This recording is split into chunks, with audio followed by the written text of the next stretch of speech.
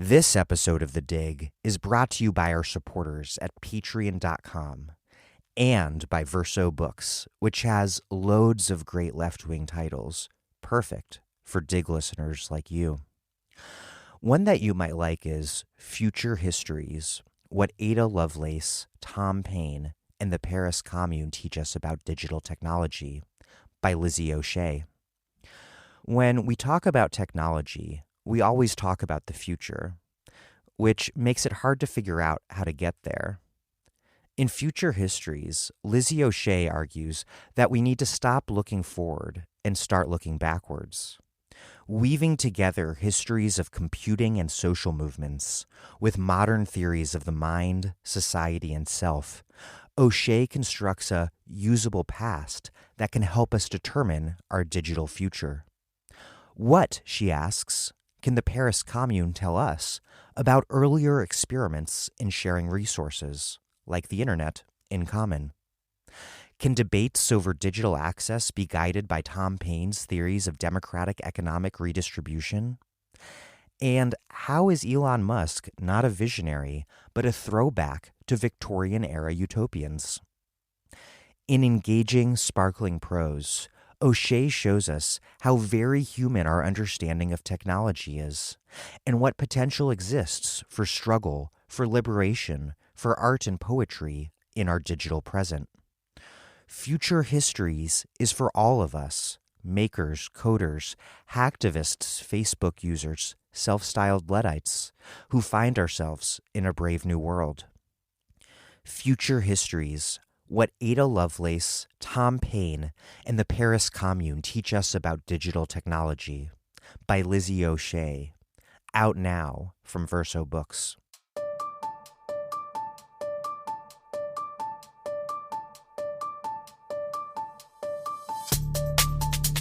Welcome to The Dig, a podcast from Jacobin Magazine. My name is Daniel Denver, and I'm temporarily broadcasting from Santiago de Chile. The liberal story is that we're a nation of immigrants. The indigenous story is that the United States was founded as a nation of settler colonialists.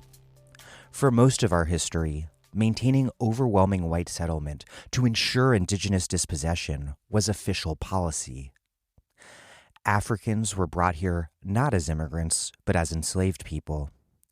Chinese workers, brutally exploited at the intersection of capitalism and racism, were then scapegoated as a threat to white workers and banned. They were not included in the late 19th century's nation of immigrants because, at the time, the U.S. was not conceived of as one. The fantasy of American racial capitalism has always been of a country where white egalitarianism could somehow thrive in the absence of the dependent and degraded labor performed by racial others, and yet still in possession of all the wealth those others' labor had created, and, in the case of Native people, in possession of their land. As Teddy Roosevelt put this dominant racist philosophy in 1894, quote, 19th century democracy needs no more complete vindication for its existence than the fact that it has kept for the white race the best portions of the world's surface, temperate America and Australia. Had these regions been under aristocratic governments, Chinese immigration would have been encouraged precisely as the slave trade is encouraged of necessity by any slaveholding oligarchy. And the result would, in a few generations, have been even more fatal to the white race. But the democracy, with the clear instinct of race selfishness, saw the race foe and kept out the dangerous alien. The presence of the Negro in our southern states is a legacy from the time when we were ruled by a transoceanic aristocracy. The whole civilization of the future owes a debt of gratitude greater than can be expressed in words to that democratic policy which has kept the temperate zones of the new and the newest worlds a heritage for white people. That's Teddy Roosevelt, 1894. Not so long after, in Mein Kampf, Adolf Hitler praised American immigration law for, quote, excluding certain races from naturalization. favorably comparing the U.S. to what he framed as a racially defiled Latin America. This is, in other words, a settler colonialist fantasy that mystifies the production of wealth by Black, Chinese, and Mexican labor, rendering the most exploited and expropriated rungs of a domestic working class into a parasitic, invasive caste. The foundation of this myth, of course, was and remains indigenous dispossession and genocide. As we see in Palestine today, where the foundational moment of settler violence is still so raw and impossible to hide, the creation of a land without people requires breaking the ties between indigenous people and their land. And as the Civil War came to a close, and later Chinese workers were barred from entry, that's precisely what the expanding American empire was doing, including, as I discuss with my guest today, Nick Estes, in the vast lands held by what are commonly referred to as the Great Sioux Nation, but who in reality call themselves the Lakota and Dakota peoples, members of the Oceti-Sakowin, or Seven Council Fires. As Estes details in his remarkable book, Our History is the Future, Standing Rock versus the Dakota Access Pipeline, and the Long Tradition of Indigenous Resistance, the 19th century witnessed devastating smallpox epidemics, massacres at the hands of the U.S. military, the genocide of the buffalo, and the caging of indigenous people on the reservation system. In the 20th century, the U.S. government dammed the Missouri River to control flooding and create white farmland. In doing so, they flooded massive expanses of indigenous land. The problem that settler colonialism was repeatedly trying to solve by unleashing such horrific violence, in nearly eliminating the buffalo, in reservation confinement, in dominating the Missouri River, was not just indigenous people being in the way, but also the existence of a larger complex relationship between indigenous people and the land and water and animals. The history of resisting this capitalist and colonialist dispossession, however, endures. It was this legacy of resistance that reemerged in the water protectors' struggle at Standing Rock against the Dakota Access Pipeline. A struggle that, in retrospect, will be remembered as a pivotal moment in the global struggle against climate catastrophe. Before we get this interview with Nick Estes rolling, I want to thank everyone who contributes at patreon.com/thedig for making it possible for me to do this podcast for a living and to pay good money to a bunch of other people who help make it possible. And also to make every episode available for free to all, no paywalls. And so if you're a listener who hasn't contributed yet, but can afford to, we need your help. We are spending thousands of dollars over the next few months to transcribe our archive and to continue transcribing every new episode in the future. All of it is getting posted at our new website, thedigradio.com, which we could afford to build once again, thanks to your contributions. Transcripts are a priority for us because we want the show to be accessible to deaf people. We also know that some people, for whatever reason, just don't like listening to their content and would prefer to read it. Others would just like to have the transcripts as a reference. So the main reason we'd like you to support us is because we need your support. But we also, of course, have left-wing treats to send you in the mail as a sign of our gratitude. $10 a month gets you a copy of Assad Hater's Mistaken Identity, Jacobin's ABCs of Socialism, or Feminism for the 99% by Cynthia Arutza, Tithya Bhattacharya, and Nancy Fraser. Contributions of $20 or more a month gets you a whole lot more. So, if you can afford to contribute but have not yet done so, please help keep this podcast free and available to all at patreon.com/thedig. That's patreon.com/thedig. Okay, here's Nick Estes, the author of Our History is the Future, Standing Rock versus the Dakota Access Pipeline and the Long Tradition of Indigenous Resistance, from Verso. He is a citizen of the Lower Brule Sioux tribe, a professor of American Studies at the University of New Mexico, and a co-founder of the Red Nation, a native resistance organization.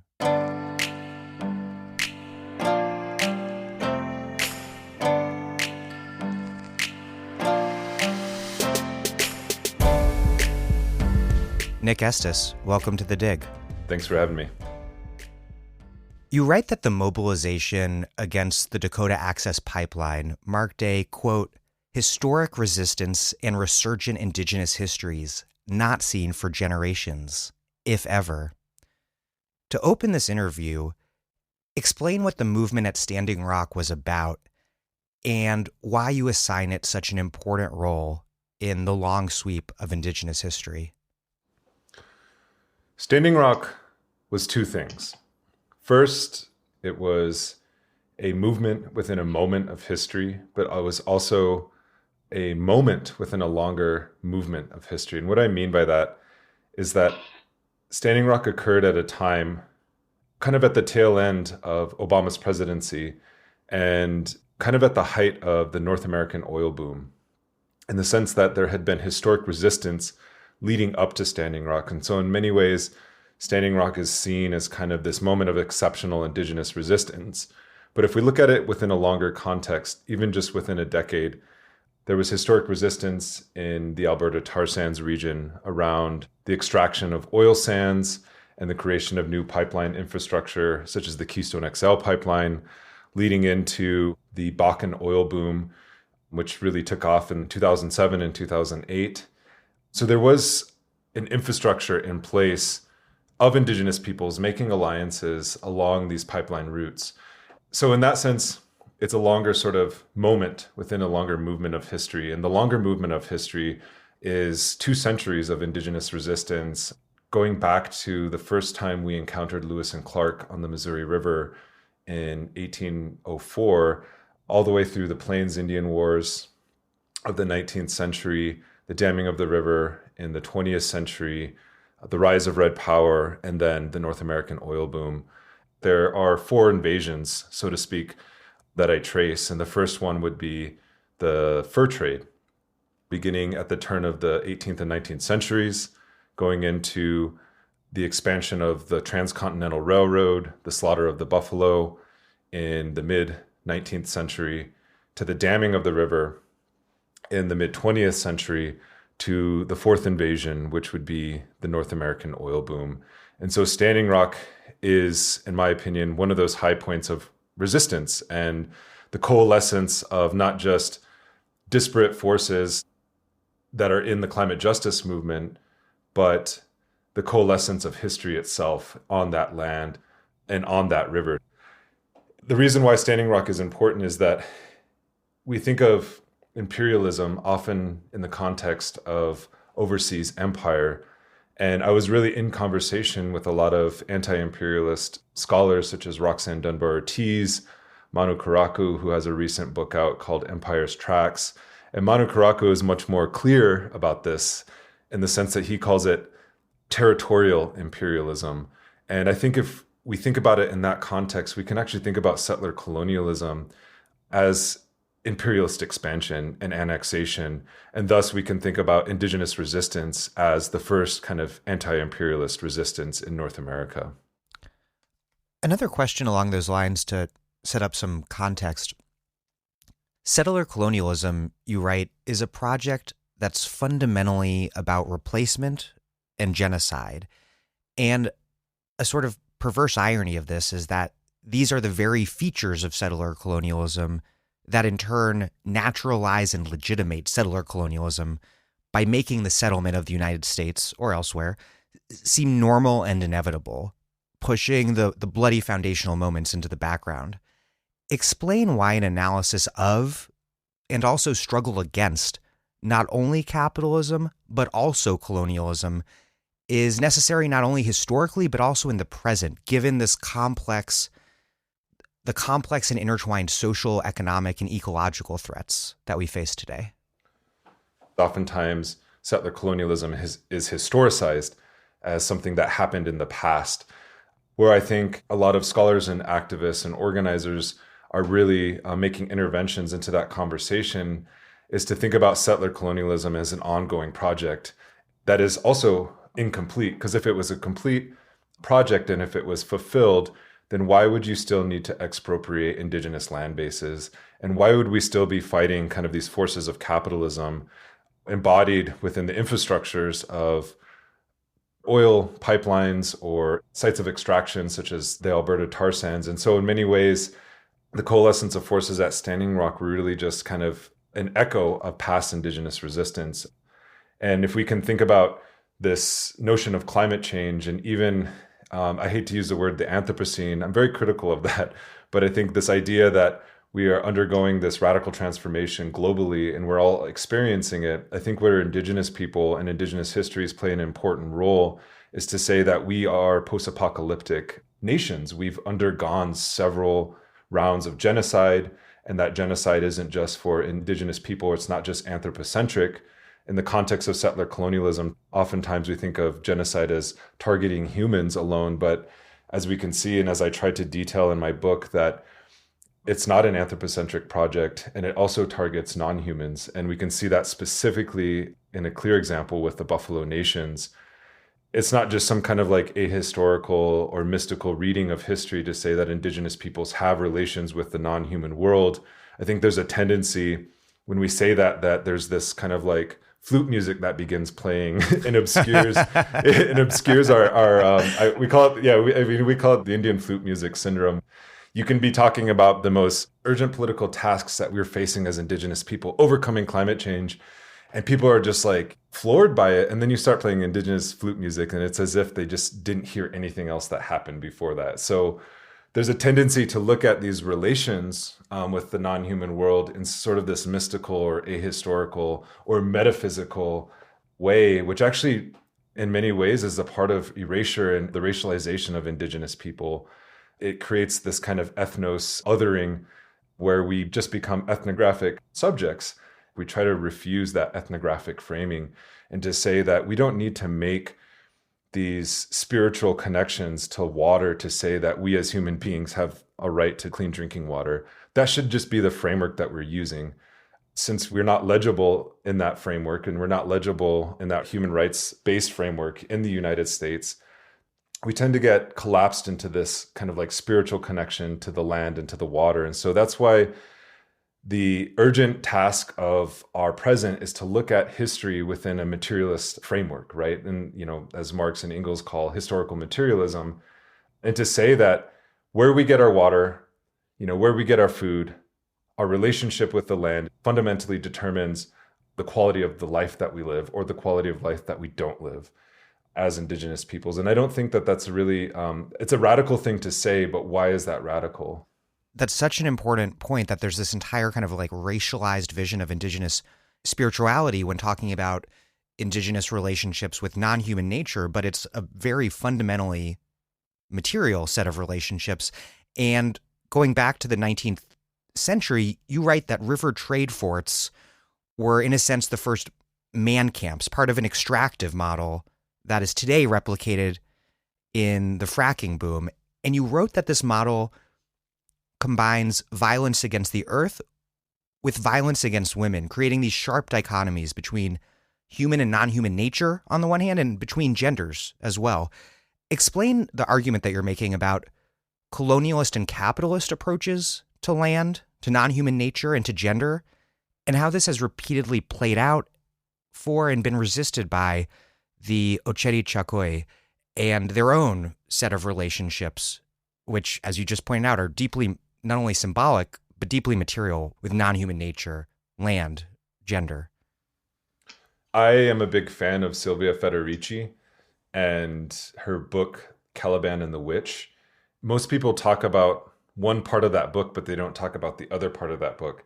And the one part of the book that she's really known for is the enclosures in Europe and the targeting of specifically of indigenous women's political authority within communal European society, right? Peasant women specifically. and the proletarianization of the European kind of peasantry into the capitalist system. The one part that often doesn't get talked about is the Caliban part, right? The other part of that title, which is the same processes happening in the Americas with the discovery of the quote unquote New World, right, by European explorers, and the penetration of capitalism into what is arguably or ostensibly a non-capitalist indigenous society, right? And so in one sense, I think there's a romanticization of indigenous people and even peasant, communal society as being quote unquote socialist or communist. But I would say that they are socialist or communist, not in opposition to capitalism, but in the absence of capitalism, right? There wasn't this kind of profit motive that naturally existed. And so looking at the Northern Plains in this way, we can see that capitalism penetrates new territory, especially indigenous territory, with violence. And that violence is very gendered. With the arrival of the river trade forts, you have the arrival of the first Europeans who come entirely as groups of men. We understand what the word man camps means, and it's often associated with extractive industries and the oil and gas industry, where they're kind of like transient, temporary settlements, often near indigenous reservations or indigenous communities, where they prey on indigenous women and they exploit the jurisdictional patchwork of indigenous reservation land, which is federal, state, and tribal, because we don't have the ability to prosecute non-natives oftentimes on our reservations. But if we look historically, man camps were the first, river trade forts and the outposts in our territory. And you can see that in evidence in popular culture, such as the movie The Revenant, where you have Hugh Glass, who is, a real historical figure, played by Leonardo DiCaprio, who, we kind of joke around as Dances with Bears.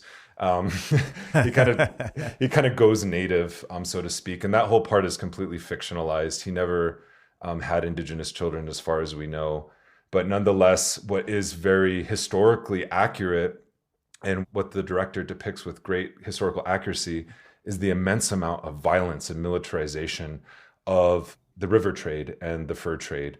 For example, in the final scene, Hugh Glass is coming to settle accounts with the people who left him to die after he got mauled by the bear. And he approaches this river trade fort where there's, French traders and English traders and some American traders. And outside of that trade fort, he sees indigenous men and indigenous children and women kind of begging. And also he sees indigenous women being kind of like bought and sold like chattel inside the forts themselves. And so what this tells us is that gender violence was one of the key tools of colonialism at that time. The fur trade was as much a trade in furs as it was a trade in flesh. And that's often not how that historiography depicts that time period. To my mind, it's such a travesty. And I'm, to be honest, I'm not an 18th century or 19th century historian. It's not what I trained in. It's not what I specialize in. So when I went back and read the historiography of that time period, I was actually appalled because they were making excuses. They were saying in these instances of clear documented rape within traders' journals and within the primary documents, these historians were saying, well, it was a different time, so we can't really call it rape. To me, that was such an oversight on part of, how we understand that time period. It's not to say that like history repeats itself, but there certainly are echoes of that history in the present time. So we can see that the new rounds of accumulation, the first round of accumulation was the river trade. The second round of accumulation was, the advance of what we now know as kind of classic settler colonialism and the privatization of land, often using rail lines or transportation routes to penetrate indigenous territories that were marked by trade forts and military forts and outposts. So we can look on the landscape where I'm from, and you can see that Indian reservation headquarters are typically named after the fort that was there. So Standing Rock is Fort Yates, right? That's the headquarter. Crow Creek, where I have family from, which is right across the river from Lower Brule, is called Fort Thompson. The pier across from our state capital in South Dakota is Fort Pierre, the anglicized version of Pierre. We can look at the landscape as very much militarized in that context. And thinking about the third round of accumulation, which would be the creation of the dams, which was implemented by a branch of the US military, which is the Army Corps of Engineers, right? So thinking about this and the penetration of capital and how it goes hand in hand with the state, and the state is the handmaiden of capital in that sense. To kind of just go back to the fur trade forts and the way that traders used indigenous women's bodies to gain access to new markets, there's this thesis that's been promoted within indigenous history to say that the fur trade era created quote unquote middle grounds in which native people and settlers or traders negotiated invasion or negotiated settlement, and that they weren't partners necessarily, but they were kind of equals, and one didn't overpower the other. And I think that's a false rendering of history, because we didn't send traders into European societies and married only European women. It's such a bizarre framework. That erases the entire context of encroaching settler colonialism and the subordination of indigenous nations into settler colonialist capitalist market relations. Absolutely. And also erases intent. Why were these people going to this place to begin with? If we look at rivers as the original highways west, right, all roads in our region led to St. Louis, which was a military outpost. It's where the Army of the West was sent following Reconstruction, following the Civil War. Is where, Custer was stationed. It was where all of these Civil War veterans went, but it was also a place where you had French aristocracy who had made riches off of the fur trade, who established themselves there. Walter Johnson's, a historian friend of mine, is doing a new book on this longer history of St. Louis leading up to the killing of Mike Brown. But if you look at St. Louis in that context, it was the epicenter of the fur trade. It became the epicenter of the westward military expeditions and campaigns to take care of the Indian problem once and for all through the Indian Wars. And then it became a trade route epicenter for, the damming of the river, et cetera, et cetera. So it played that kind of important and pivotal role.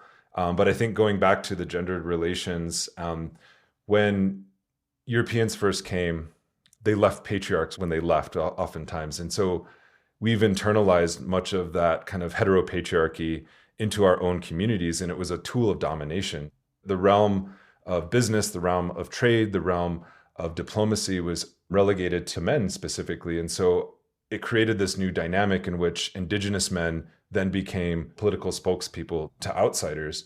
And it actually inverted a lot of political structures for indigenous communities, because even if you just Google indigenous people such as the Sioux or the Lakota, you're typically only going to see pictures of the 19th century of indigenous men. Which is also a gender divide between the domestic and public sphere that's quite amenable to capitalist social relations. And I think we've internalized that kind of structure as well. And in what I was trying to do in this particular chapter called Origins, and I was juxtaposing our origin story as Lakota people. The first person to bring us into relations with the non-human world was a woman, right? And so we tried to honor that original covenant with Teskawi, the white buffalo woman, who brought us into correct relations, specifically with the Buffalo Nation. That was our first treaty, and the word Wo Lakota actually means treaty, but it also means to live in peace. And so every treaty that we signed or that we made since then kind of goes back to that original covenant, which was made by a woman. But if we look at the treaties of the 19th century, they were all made by men for a specific reason.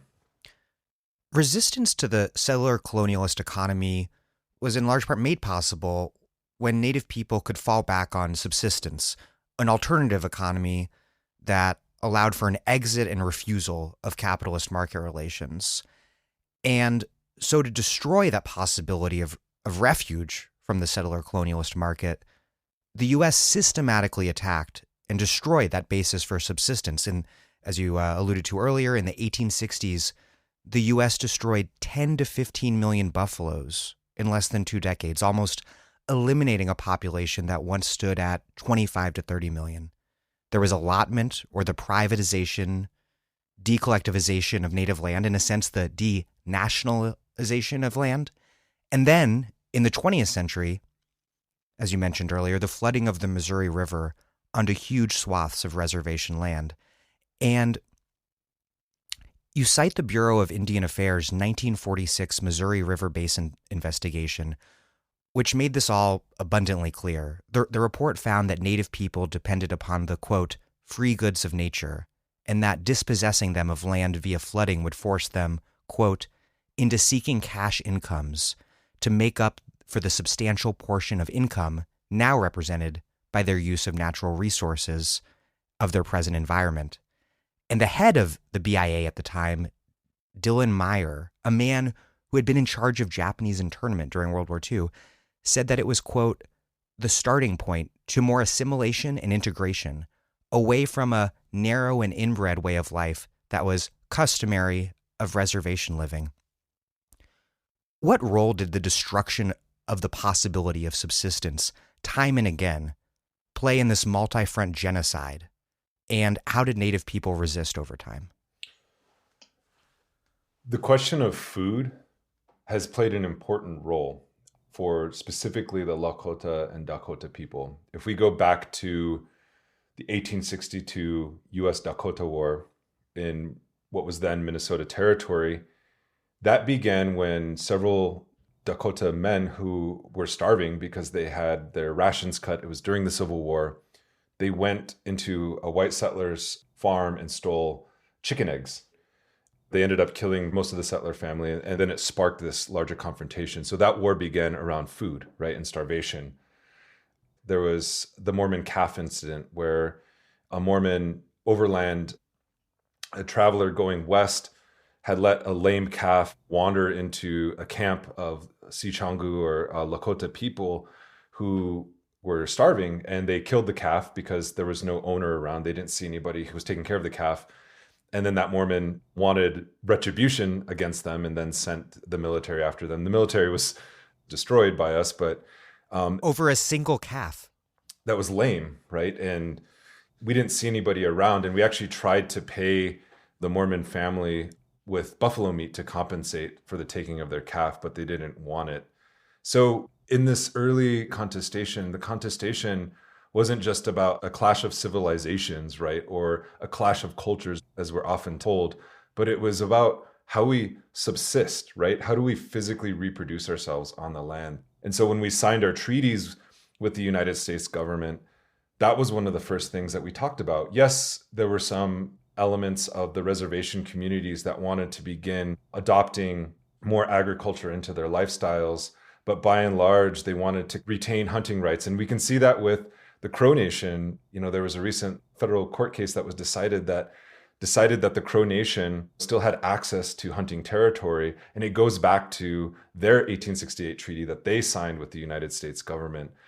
Indigenous communities along the river specifically, it was much different from those who were further away from the water source. But those indigenous communities that were along the Missouri River had a mixed economy of subsistence. They had large cattle herds that they could make money off of, while at the same time subsisting off of the land itself.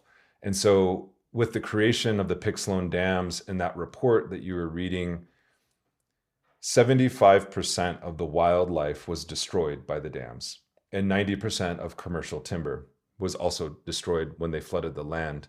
That is something we have not actually physically recovered from as nations on the river itself. There are many wild plants and animals that have never fully returned or have never been fully restored. That's something that we're talking about in the context of how do we create food sovereignty? We do manage buffalo herds, even though they were nearly extinct because of the mass slaughter and buffalo genocide.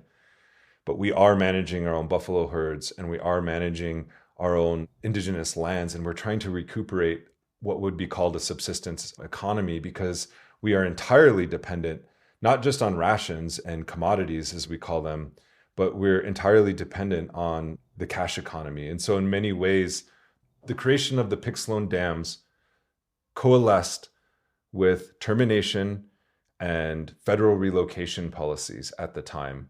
And if you read those reports, these Bureau of Indian Affairs anthropologists and policymakers, and Dylan S. Meyer, who you just quoted, were seeing these dams as a physical means to implement termination because, one, it flooded a lot of reservation headquarters. It flooded the Lower Brule headquarters. It flooded the headquarters for the Crow Creek Reservation. It flooded Yankton's headquarters.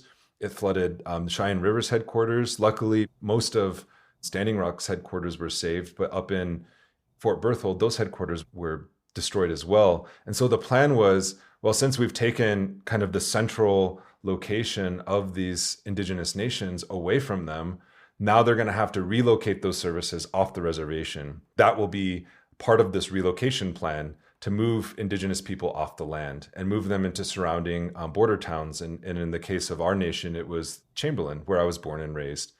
In Chamberlain, this is the paradox of relocation. And this is like the paradox of Israeli settler colonialism too, is that they want indigenous land, they want Palestinian land, but they don't want indigenous people and they don't want Palestinians, right? And so the failure of the termination project and the failure of the relocation project was the pure bigotry of South Dakota saying that we don't really want to fully integrate these people into our public school system, into our welfare system. We don't want to take on that burden. We want the land, but we don't want indigenous people. There's a lot of things to say about that, but one thing to go back to this idea of subsistence is that if we look in our territory as the Ocheti Shakoi and looking at the Great Sioux Reservation, which is the western half of South Dakota, and we talk about, well, what are we going to do? What does a decolonial future look like? And oftentimes there's this question around land. Who owns it? What are they doing with it? Who profits from it? And if we look at somebody like Ted Turner, he owns 200,000 acres of our treaty land. That acreage is actually larger than our nation as the Lower Brule Sioux tribe. It's larger than a lot of our smaller indigenous nations. And so when we talk about decolonization, when we talk about land restoration, yes, we are talking about what, the Army Corps of Engineers has taken as our shoreline, but we're also talking about, we're not talking about kicking people out of their homes, these settler families that have historically lived within our territories, but it's about changing that relationship to land. A revealing irony is that the supposed inviolability of private property rights, private land rights, didn't and doesn't protect ordinary settlers from corporate power. Energy companies and the like have always exercised a higher form of property rights. And so ordinary white settlers were promised this dream of white egalitarianism. But what was actually taking place in many ways beneath the mystifications of racial capitalism was the concentration of land and wealth in the hands of the few. Absolutely.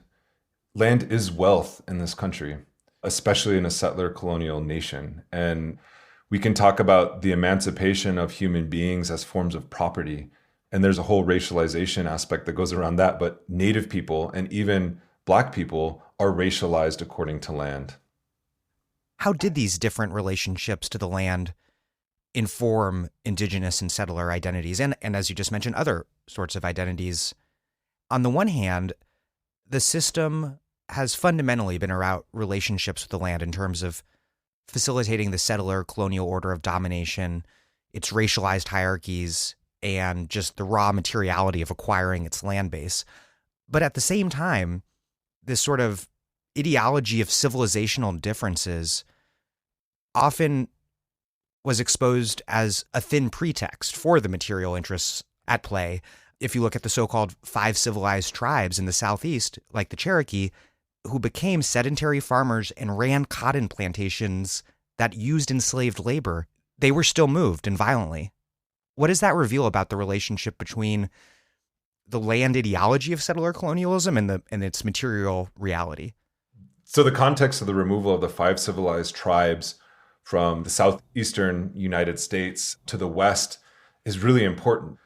That also was about westward expansion. It was about securing primarily access to gold mines in places like Georgia, but it was also about the seizure of property.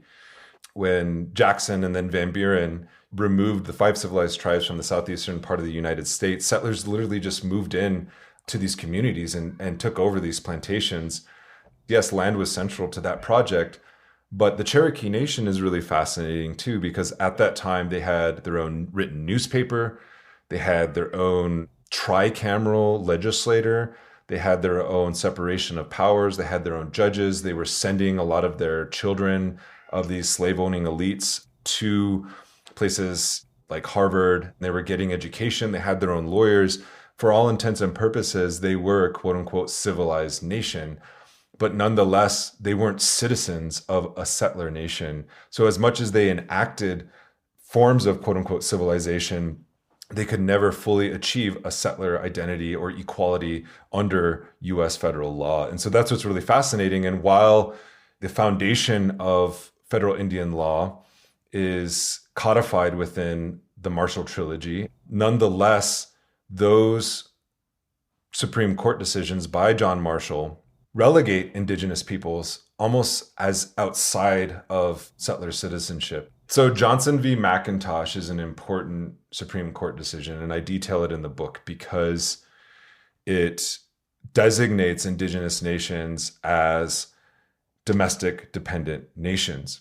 But what people don't understand, and why you can't just read settler colonialism within the legal framework, is that the United States at that time was just a small cluster of colonies hugging the Atlantic seaboard, but yet that law was applied to all Indigenous nations after the fact, even though we had nothing to do with that Supreme Court decision.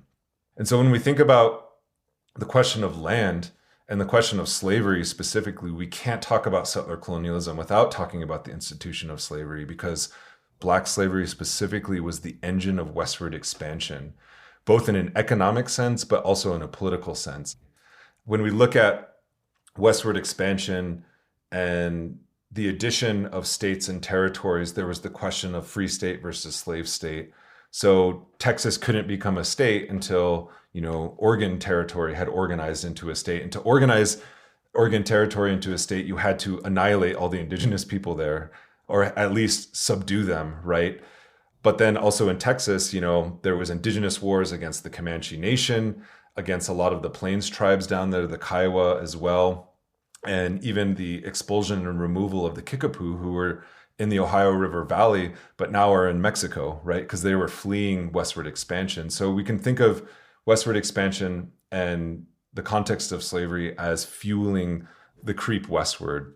That's one aspect, right? But then after the Emancipation Proclamation and the conclusion of the bloody Civil War, we also have the occupation of the South to enforce Reconstruction. Once the Northern capitalists kind of lost interest in overseeing Reconstruction, radical Reconstruction in the South, that army was withdrawn. But that army didn't just disappear, right? It went westward. And so we have to think about that. And also we can think about Richard Henry Pratt, who was the architect of the Carlisle Industrial Indian Boarding School, which became the formula for off-reservation boarding school and the assimilation project for Indigenous people. He got that idea when he was commanding units of mixed, freed Black slaves, as well as Indian scouts in punitive campaigns led against the Kiowa and Comanche in parts of southern Texas, right? The first boarding school was in Carlisle Barracks, which is one of the oldest military outposts in the United States. It was thus transferred into an Indian boarding school, where the first people to go there were the Lakota people, right? Because at that time in 1879, we were considered the most militant and hostile Indigenous nations to the United States. And so they took our children, the children of leadership, specifically in Rosebud and Pine Ridge, to essentially hold them hostage. That's not hyperbole. That's actually the language that they used. And we see that going back to, the British colonists in New England capturing Pequot children and holding them hostage as well for the good behavior of their people. It served as both an assimilative gift of civilization, but it also served as a coercive measure against their leadership.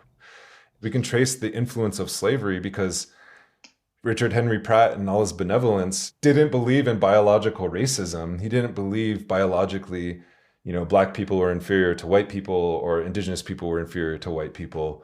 But he did believe in a kind of social civilization chauvinism, meaning that what made Black people more susceptible to settler citizenship or incorporation into the United States was the fact that they had experienced natal alienation. They lost their culture, their land base, their families were completely, utterly destroyed. He looked at that as a positive model for Indigenous people to say, we need to take them from their families, isolate them from their nations, And that's the only way they can successfully become productive citizens of the United States. It really boils down to the land in the sense that they were taking these children not because they wanted to give us civilization, right? Most of the children that went to these boarding schools never graduated. So what was the purpose?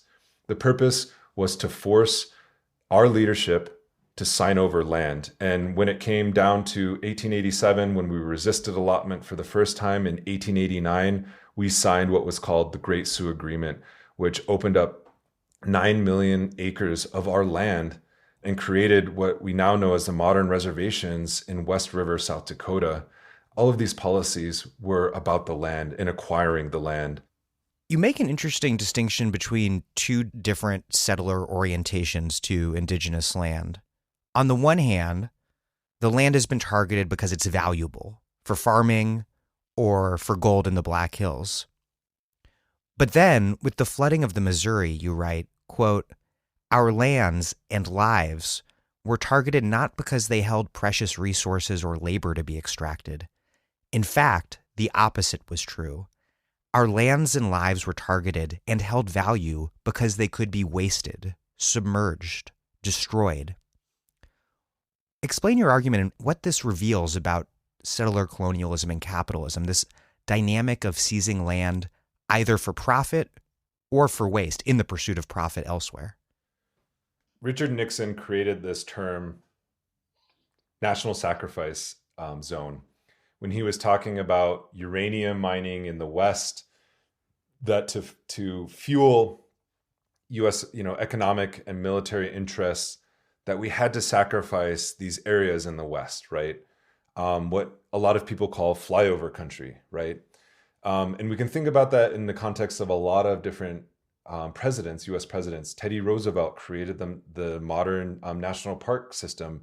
And to do so ideologically, he had to put Native people out of existence. The fact that in Yellowstone National Park, there were Shoshone people still living there on the land. But if we look at a lot of the photography of like Ansel Adams or the Western landscape portraits or the Western landscape art, it often depicts an empty, barren land, right?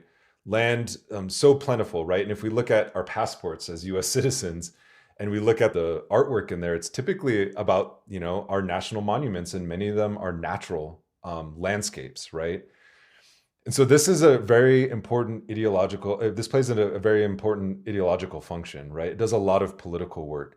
It describes the West as this kind of open landscape, free of indigenous people, free of any kind of people, right? And so if there's nobody living on the land, or if it's not being used, then it could be settled. It could be reserved for white tourists to go visit, or it could be wasted, right? And so there's all of these functions that play an important role in how we understand the West. And so when we talk about this particular aspect of the Pixelone dams, they weren't building dams downriver of major white settlements. They had strategically located each of these dams on Indian reservations. And if we go back to the history before the Pixelone dams, when the states themselves, the Missouri River Basin States Authority, created maps. And on those maps, they showed the boundaries of the states themselves. But what they didn't show was the Indian reservations where they were going to build these dams. And so in many ways, it was already predetermined before the Flood Control Act of 1944 was passed by Congress that these dams would be built on Indian reservations. Dams are, very destructive. And if we look at dams throughout the world and dams that are being built in places like China and India, they're not building dams next to major metropolitan areas. They're building dams in rural spaces where they often think, life is cheaper, right? Life can be easily relocated, and there isn't much use of the land. And that's also been an important sort of racialization of Native people, that were quote unquote nomadic, thus our removal is made much easier. And I want to push back on some notions here about Lakota people specifically. Yes, we did follow the buffalo herds. Yes, we were, for all intents and purposes, people who traveled quite frequently. But yet, if we look at the names that we called ourselves, like Mini Konju, which means plants by the water, it suggests that we have a different relationship to the land. And we weren't just aimlessly roaming across the plains. Plants by the water, Mini Konju, those people typically lived by the river and set up seasonal camps where they grew corn. And if you know anything about corn, corn requires a lot of intensive care. It requires human intervention, right? It can't grow wild. There are a lot of plants and vegetables that we did harvest from the wild, but there were a lot of domesticated plants that we use, such as corn, beans, and squash. And so when we look at that transition to the reservation period to a more sedentary life, I don't want to glorify it. The reservation period was horrific. A lot of people starved. A lot of people died. But nonetheless, the transition to a sedentary life was much easier because we had that agricultural knowledge. And if we go back to that original agreement that we made with Descanwi and the White Buffalo Calf Woman, yes, we were brought into relation with all of these animal nations, but on that pictograph that I show, that winter count, which is one of the earliest pictographs, there was also a corn stalk. And she's depicted as a white buffalo within the center of a camp circle. Out of her udders are corn kernels flowing into water, right? And so there is a relationship to agriculture. And 80% of indigenous nations in the Western Hemisphere prior to the arrival of Europeans had some form of agriculture. And yet this myth of total nomadism was so key to justifying indigenous dispossession. The McIntosh decision, the 1823 Supreme Court decision authored by the famous Chief Justice John Marshall, uses this kind of logic to basically declare the legitimacy of U.S. dispossession by virtue of conquerors' rights. Even today, modern Indian water law is based on those precepts of civilization, of agriculture. So when a state decides that it wants to assert water rights over a river, oftentimes they'll take this to court and it's adjudicated and it's called quantification. And what quantification means for indigenous people is how we use our water. What only counts under federal Indian water law is water used for the purposes of civilization, because that's why we sign treaties and that's why we were put on reservations, according to the federal government, is to become civilized Indians.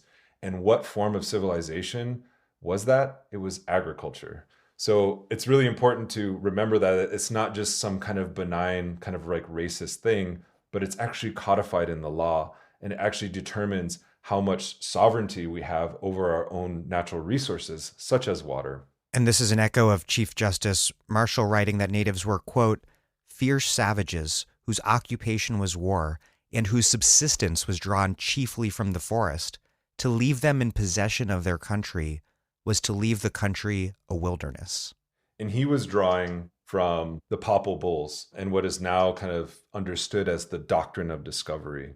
So when Columbus, who, to his dying day believed that he landed in India and not the Americas, when he was authorized by the Spanish crown to conquer or to claim this land and its people in the name of that crown, he was authorized to do so by the Vatican. And they created these edicts, such as the Popple Bulls. You can read them, they're online. But these became the basis for not just federal Indian law, but also international law. And so there's the debates of Victoria that were happening in the mid-1500s about whether or not indigenous people were humans. And ultimately, they decided that we were partially human. So the Spanish had to convert us, or at least offer conversion before they killed us. Nonetheless, this has been codified within federal Indian law in the United States. And so in the chapter that you're quoting, that quote from John Marshall, who's being quoted by Judge Erbaum in a federal court decision about whether or not the United States has jurisdiction in Sioux territory. In 1974, a rather recent case. Exactly. And even the most recent case that was decided with the Crow tribe, the law that they're citing is based on these Popple Bulls that were, passed in the 15th century, the end of the 15th century and into the 16th century. So these are like old, very problematic and flawed conceptions of indigenous people, very dehumanizing in many ways. But this is the basis of federal Indian law, it's very conservative. And it's not conservative in the political sense, but it's conservative in the sense that it draws upon these backward notions of indigenous people. And so when a lot of our political issues get tied up in the courts, this is the basis that federal judges are required to draw from, this precedent of Indian law. And it often works against us. Sometimes it works in our favor, but oftentimes it works against us. And until it's repealed at a federal level, we're still going to be encountering the papal bulls of the 15th century. And as far as I know, the Vatican, for all of its problems, doesn't accept these as valid today. When the Vatican's more progressive than a supposedly secular democratic state's legal system, you have like a really big problem. Yeah. I want to pause here to discuss the centrality of treaties in Native politics, particularly the 1868 Fort Laramie Treaty in the case of the Ocheri-Chakoi.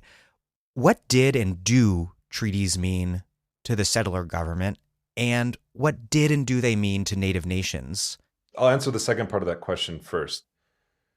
The United States has had a monopoly of interpretation of the treaties it signed with us, but a treaty has to be equally interpreted by all parties.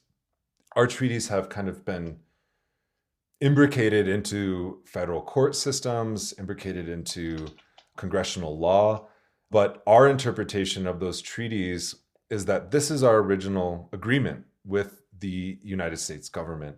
And so the 1868 Fort Laramie Treaty is very foundational in who we are as Indigenous people, as Lakota people specifically, and Dakota and Nakota people. And it's signed after a rather successful round of armed resistance on the part of Native peoples, when a group under Crazy Horse's leadership destroys an entire unit of troops. The U.S. is forced to come to the table. That was what they called Red Cloud's War. And so Red Cloud, was one of the main treaty signers. He was one of the main treaty negotiators. And there was an internal debate amongst our nations as to what to do about the United States government.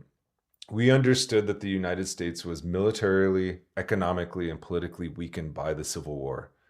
And there was a debate about whether or not we should actually wipe out most of the white settlements in our homelands, and to wipe out all of the forts. We did wipe out a lot of the forts in the western kind of frontier of our territory because they were interfering with our access to the buffalo herds.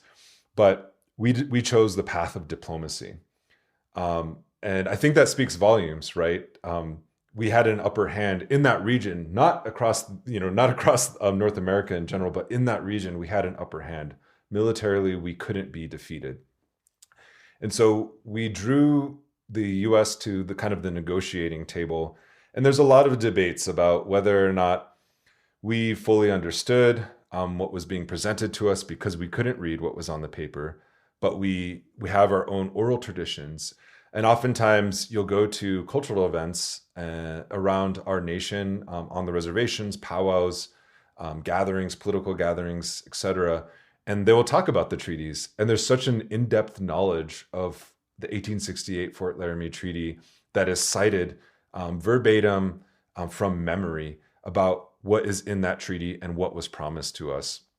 And so in the context of like Red Cloud, he understood, for example, the hunting territory of our nation, which was about 30 to 35 million acres, as something that was reserved specifically for the Buffalo Nation.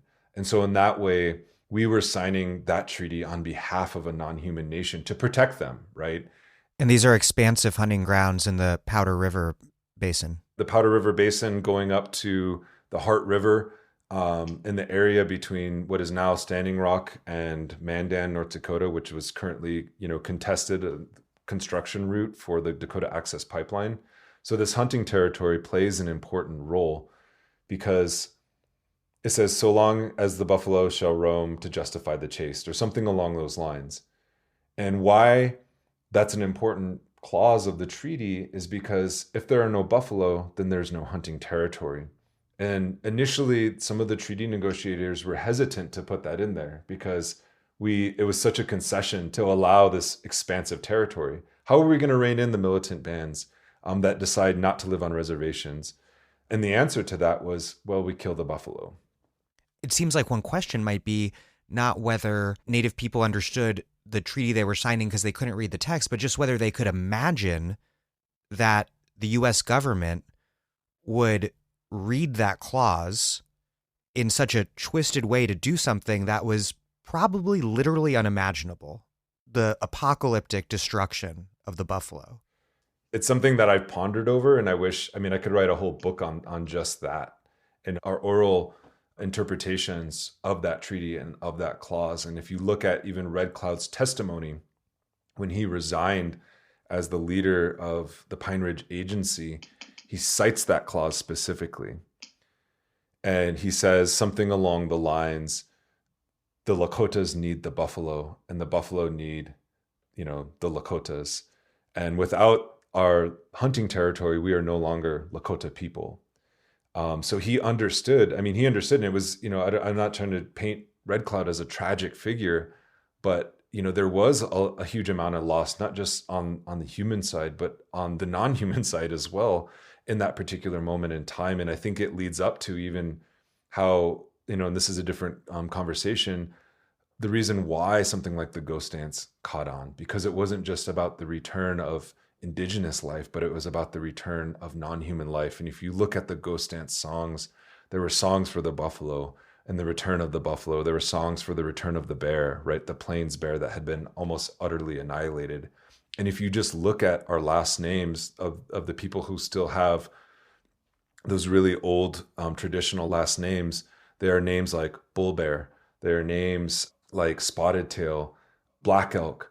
There are names that suggest that we had a relationship, a profound relationship to these non-human relatives, right? That goes back to how we understood this treaty. And so when we're advocating for the restoration of our treaty lands, we also are advocating for the restoration of our treaty relatives, so to speak, those other nations, those non-human nations who signed that treaty. And so if we look at the current, state of things, buffalo herds require an expansive territory. And this is a whole nother question that we're kind of talking about on reservation communities, is that our reservations are so fractionated and so fenced off and so small that we can't really facilitate the mass reintroduction of buffalo herds unless we take out fences and we open up a common pasture, so to speak, where buffalo can range. To go back to the treaty, though, and the interpretation that the United States government has had, we've signed as the Lakota, Dakota, Nakota people, we've signed about 35 treaties with the United States. The first was in 1805, and the last was in 1868. 3 years later, of course, they abolished treaty making.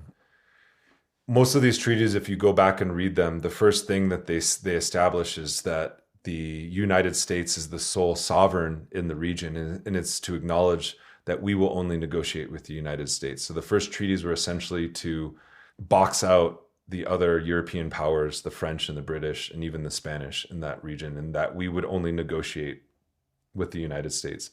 Later on, the 1851 treaty at Fort Laramie brought together about tens of thousands of Indigenous people on the plains, and it was what the U.S. government kind of like described as a brokered peace among warring factions, and that if an issue arose over competition over hunting grounds, that the United States would be the one who negotiated or mediated that conflict. And so establishing the U.S. government as kind of like the protectorate of these Indigenous nations.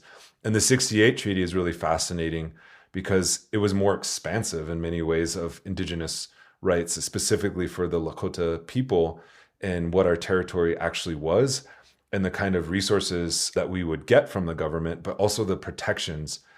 For example, in that treaty, it maps out or delineates the western half of what is now South Dakota as the permanent home of the Sioux Nation of Indians. We signed that before South Dakota became a state. And so the contestation right now, as we see with Governor Kristi Noem, is that she wants to criminalize Indigenous protests to what are called critical infrastructure in our own homelands, in the western half of the state of South Dakota. Why somebody like Julian Bear Runner, the president of the Oglala Sioux tribe, banished her is he cites, and most people don't read too much into this, but the tribal council cites the 1868 Fort Laramie Treaty and says that that territory which the Keystone XL pipeline is currently projected to pass through, as territory that was never legally granted to the US government. So the state of South Dakota has no authority over that, and that we don't recognize the supreme sovereignty of South Dakota because we've never signed an agreement with them. And it is legal. It is legal to banish the governor of a state from Indigenous lands. And they are citing specifically the authority granted under the 1868 Fort Laramie Treaty to do so. Explain how the era of mass armed resistance in the 19th century, how it came to an end, and how it led to a shift in the dominant mode of settler colonialist domination from military repression to a system of carceral control that created the modern reservations, a system defined by reservation police, boarding schools, missionaries, all together aimed at breaking cultural, political, and kinship institutions. The transition from armed resistance to one of reservation life was a very traumatic one. For us specifically, it's marked by the 1876 Battle of Greasy Grass, when we wiped out the 7th Cavalry. Custer's so-called last stand? Yeah, Custer's so-called last stand. It was the centennial celebration of the United States birthday and the Declaration of Independence. And I feel like there was a big win that Custer wanted to make before the centennial celebration on July 4th, which was almost a week before he was killed at the Battle of Little Bighorn, as the US government calls it. At this time period, it wasn't just militant bands of the Lakotas who were still waging armed resistance. A lot of reservation-based people would slip away from the reservation system and join them to live like free Lakota people and to hunt and follow the buffalo and to live under the leadership of people who had never signed treaties with the United States government. After the Battle of Little Bighorn at Greasy Grass, there was an understanding that we had done something that was going to reap a lot of consequences for our people. And so the bands kind of scattered, and some of them went north to Canada to seek protection under the British Crown there, such as Sitting Bull, and Crazy Horse was there for a while. Others went back to the reservation life, but we weren't like defeated like afterwards and then decided militant armed resistance was no longer viable. It was because we actually realized that we couldn't fight anymore, in the sense that the US military, yes, they couldn't defeat us, but they could take away our food source, and they could take away our children, and they could take away that all the things that we held sacred to our communities and our families. And so the surrendering, it was a military surrender in many ways, but it didn't happen after a major defeat.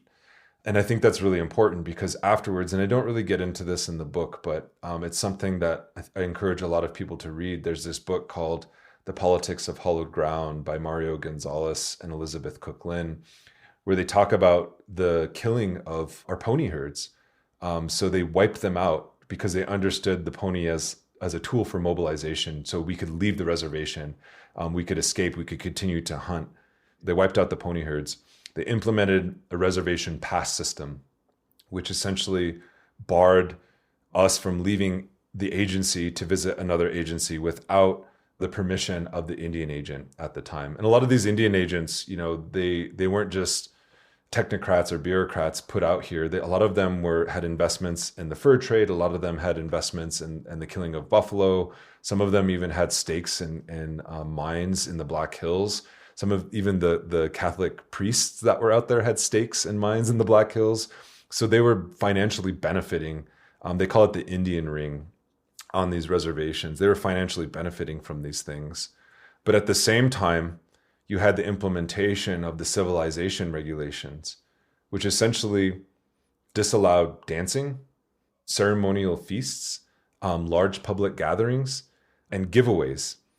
And also the Sundance, which was one of our most kind of sacred ceremonies and most powerful ceremonies. It brought together, we used to just have one big Sundance as an entire nation. Now we just have basketball tournaments where everybody gets together. But it was barring these kind of cultural events because it was where we organized politically. And so the transition from armed resistance to the carceral reservation system was a very violent one. It entailed the destruction of our pony herds. It entailed the turning in of our rifles. And oftentimes it wasn't just rifles for, killing human beings, but it was rifles for hunting. And it made us dependent on the reservation system itself. And so not only was it physically coercive to leave the reservation, but it was almost impossible to, because we had to get our food sources from the rations that were being handed out there. And so the civilization regulations are incredibly important because they were implemented around 1885, and they were only repealed in 1935 with the Indian Reorganization Act.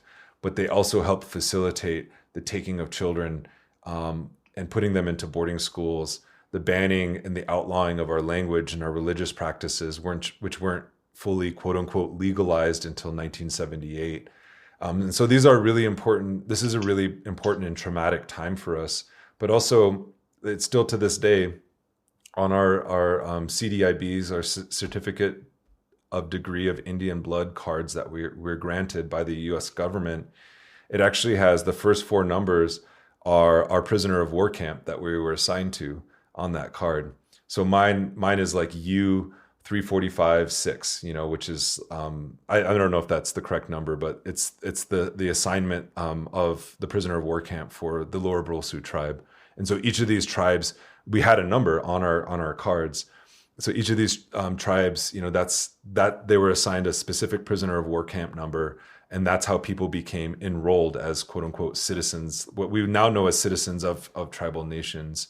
But they were also enrolled according to allotment. So my U number or my U letter on my card means that I'm unallotted. I don't have Indigenous land on the reservation, and other people are A allottees who benefit, are descendants of people who were allotted land through the allotment system. So we live with this, to this day, we live with that carceral system, right? It's embedded in who we are as, tribal citizens of our own nations, but it's also embedded in our relations to the land base that we come from. And so the reservation period hasn't ended. Even though we're allowed to leave the reservation today, many of those punitive policies, allotment stopped in 1935, but many of those punitive policies still exist to this day. At least the afterlives of them exist today. And so I think about the amount of legal and political justification for the reservation system that went into creating these laws, and they haven't been, entirely undone. Like Indian child removal is still an issue. ICWA is now being challenged in the federal court system by the Goldwater Institute, and based out of Arizona, which is trying to undermine tribal sovereignty, to say essentially that tribes are not political or legal entities, but they are racial entities, that under civil rights legislation we shouldn't have a leg up on other people, in the sense that if children are adopted out to white families, tribes shouldn't have a say, because they should be adopted out, under equal access to different foster parents and different families. And it doesn't see us as citizens of a nation. You wouldn't take, the U.S. government does this anyways. I was going to say you wouldn't take a citizen of a child from Mexico and imprison them. But that's just what happens. Yeah, that's just what happens. I want to talk about the other side of this legacy, the legacy of resistance. And you alluded to this earlier, the first big moment of resistance after the end of mass armed struggle in the 1880s was the Ghost Dance. And it prophesied that a Messiah would destroy the colonial world and reinstate the indigenous one. And really critical here, you write, is that boarding school educated students, people with a foot in both worlds, were key to its spread. What was the Ghost Dance? What conditions led to its emergence? Why did the U.S. see it as such a threat that they ended it by massacring ghost dancers at Wounded Knee and by killing Sitting Bull? And looking back, what is its place in this longer trajectory of indigenous resistance in life? So Paiute prophet Wovoka was the first to envision the ghost dance. There are many stories. I'm not an expert on Paiute history, but there are many stories about him as a person and how he came to these visions. I would take a materialist approach to history and say that many of his visions arose from the material conditions that he lived in and that his people lived in during the reservations, the reservation period. And so in many ways, they were a response to the conditions of reservations. And if we look historically, and we look at these kind of prophet-inspired or prophecy-inspired movements for indigenous peoples, we can look at Tensketawa in the Ohio River Valley and the creation of Prophetstown. And his brother, who we all know, Tecumseh, brought together kind of disparate indigenous nations into a kind of political confederacy to push back, westward expansion of the United States into the Ohio River Valley. But his vision and his prophecy, Tensketawa's vision and prophecy, was very much a response to those specific social conditions at that particular time, right? And so there's this kind of esoteric spiritual element to it, but I think it's more important to look at those kind of material conditions that led to these kind of uprisings and why they're important. So the ghost dance was just another iteration of a prophecy-inspired movement. I wouldn't say Wovoka was a leader of it, but he was an instigator of envisioning an indigenous future, one in which the colonial relation was abolished and had ended, that indigenous people would go back to living the way they were, or at least return to a more just and equal realm. And the funny thing about it, and most people don't talk about this, is that there were non-indigenous people who participated in the ghost dance as well, specifically in Ute and Paiute territory. The way it proliferated for Lakota people, Lakota leaders traveled to Pyramid Lake, Nevada, where Wovoka was living, and they traveled by train. And they actually got permission by the Indian agent and passes to travel by train too. So this is like a thoroughly modern affair, right? It wasn't, they weren't riding by horseback through the desert on a horse with no name. They were riding the train and a modern transportation system. And so they went to visit Wovoka, and they saw the prophecy, and he instructed them how to perform the dance and the reason why they needed to perform the dance. And so when they took it back to the Pine Ridge and Rosebud agencies, there were boarding school educated Lakota people who were there, who transcribed the prophecy both in Lakota and in English. And they sent out these letters. And this is in James Mooney's own investigation of the ghost dance. James Mooney was an ethnographer, an agent of empire hired by the United States to investigate the root causes of the ghost dance. And his book, his interpretation of the ghost dance, has now become kind of the standard bearer interpretation of the ghost dance movement itself. And its problems lie within James Mooney himself as an agent of empire. He was a lawyer who was kind of an armchair ethnographer, as many ethnographers and anthropologists were at the time.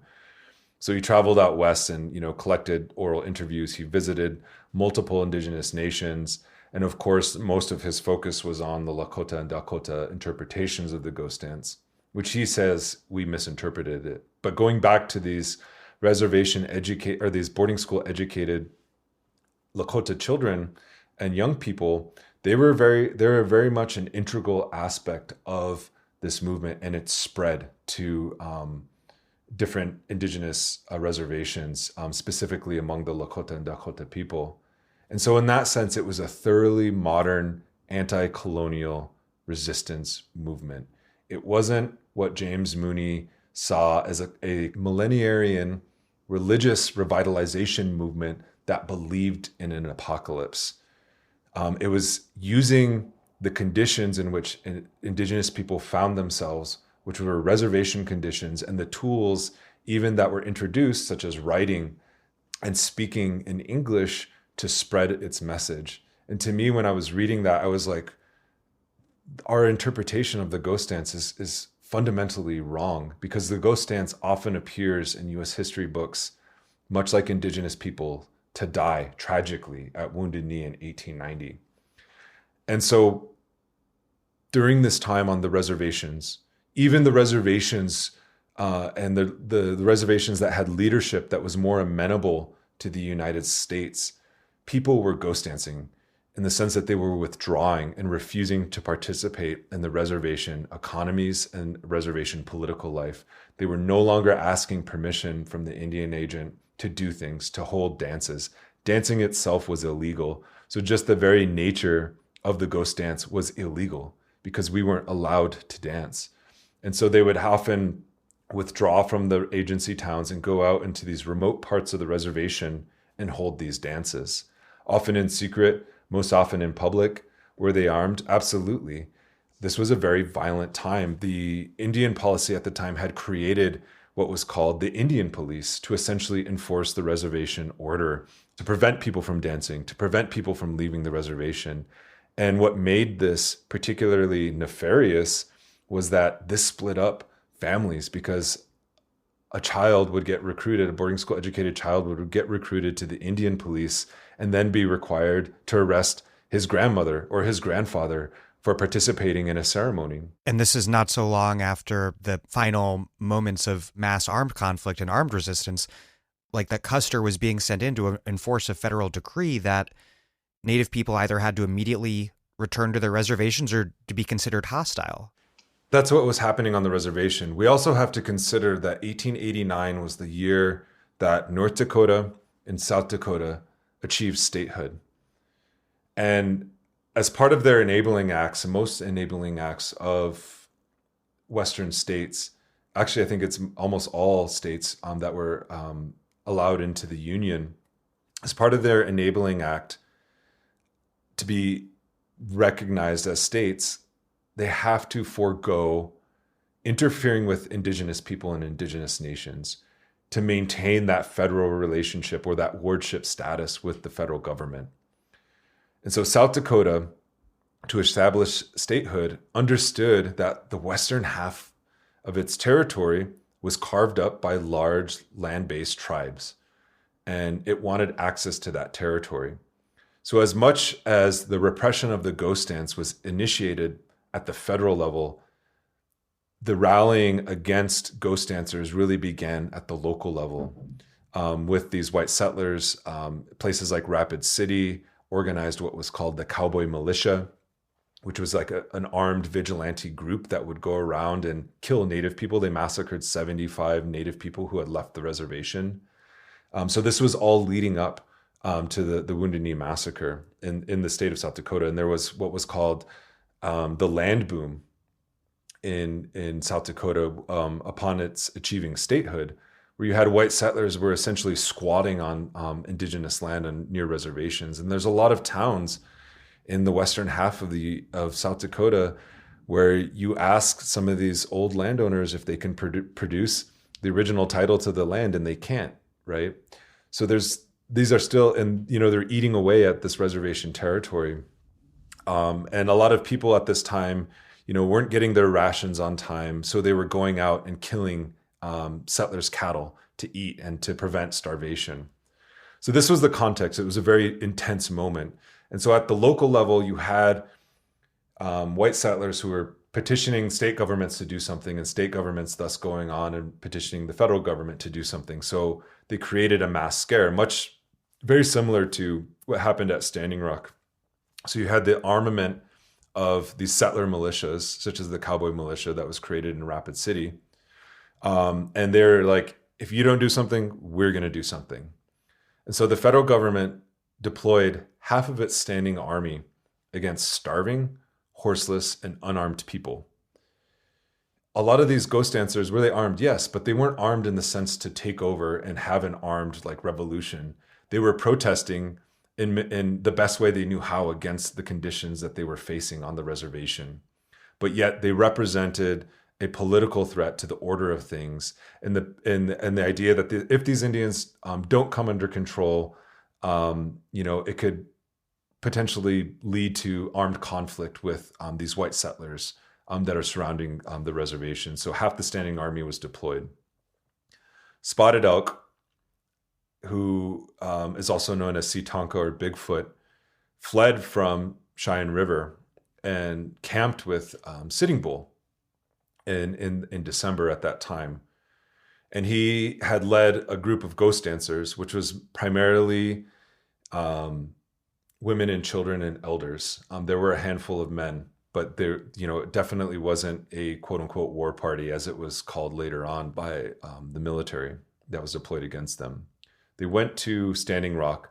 They actually were staying near Sitting Bull's encampment. Sitting Bull was aroused one morning by Indian police who essentially assassinated him in his own house in front of his children. There was a scuffle. Some Indian police got killed, and some of Sitting Bull's followers got killed. Sitanka, or Bigfoot, was spooked by this entire event, and he left the reservation kind of really quickly. Didn't bring a lot of provisions. He himself, it was cold during that time, and he himself had developed pneumonia. And so he was being carried by a wagon, a horse-drawn wagon, and they fled to Red Cloud's agency, and they were actually invited by Red Cloud to kind of seek sanctuary in his agency. And they traveled southwards to the Red Cloud agency. They were stopped at a place called Wounded Knee Creek, where they set up camp.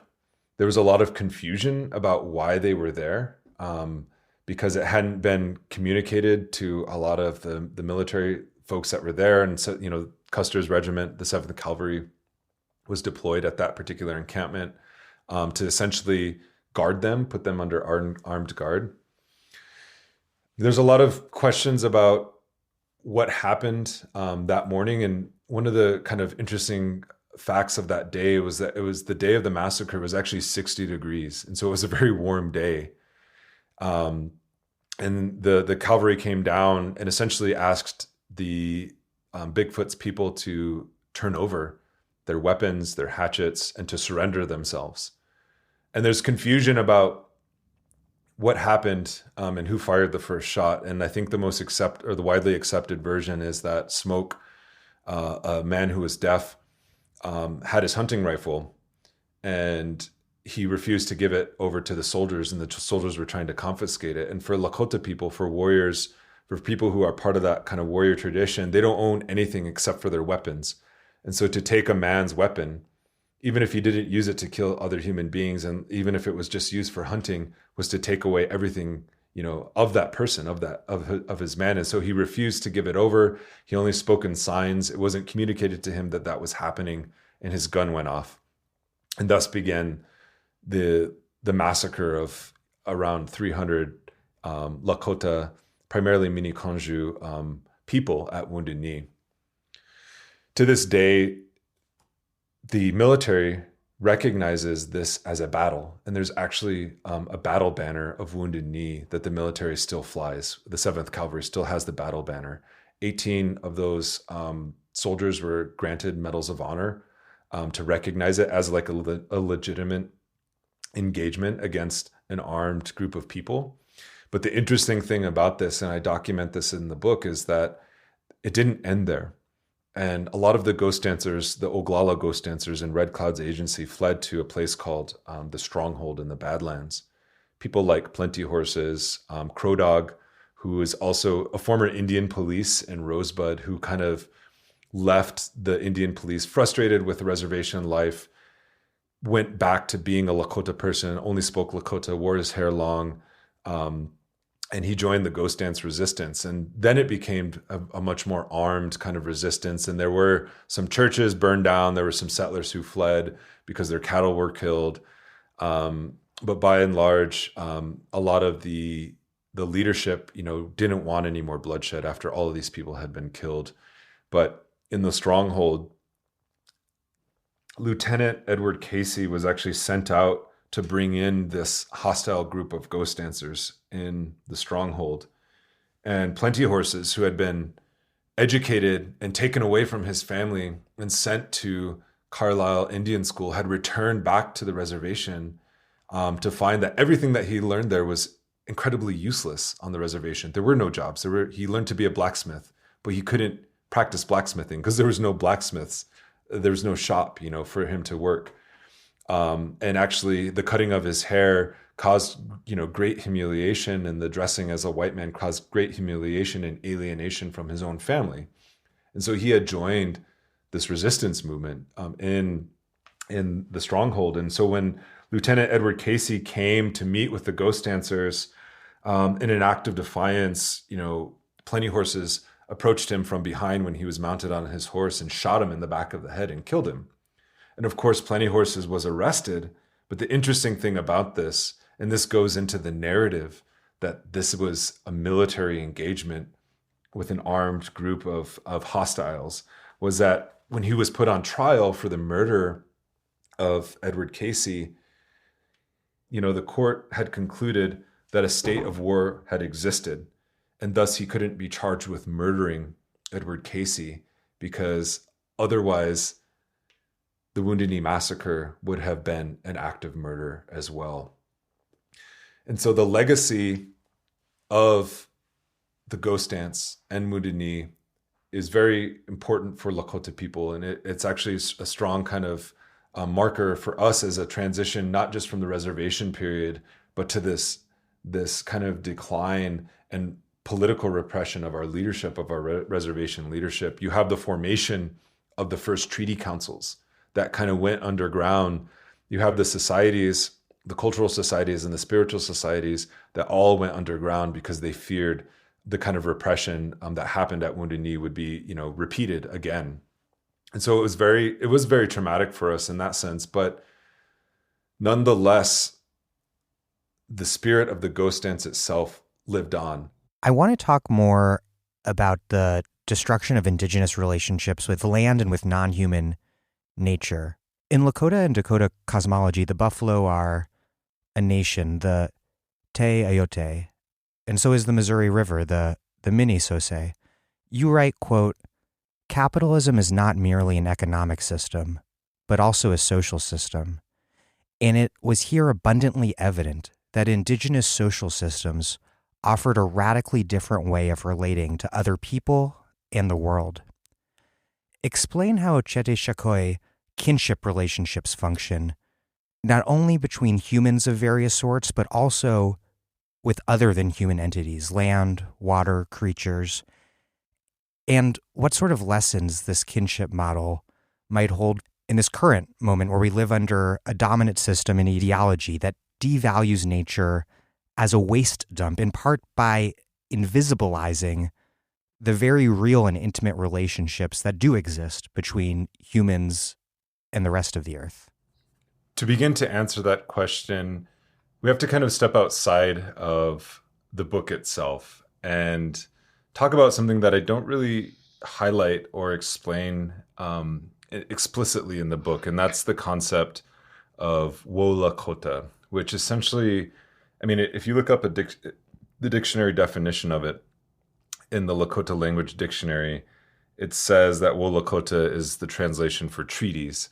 It's taken on that meaning, right? But wo Lakota essentially means, what does it mean to live a good life as a Lakota person? And it's associated with peace, with harmony, and good relations. So the introduction of wo Lakota as a concept actually began before paper treaties, and began before colonization and European invasion. And it began with P'teh Sanwi, which is the white buffalo calf woman. She was our primary prophet and also a woman who brought us into correct relations with the human and non-human world. And essentially she made us Lakota people, as the story goes.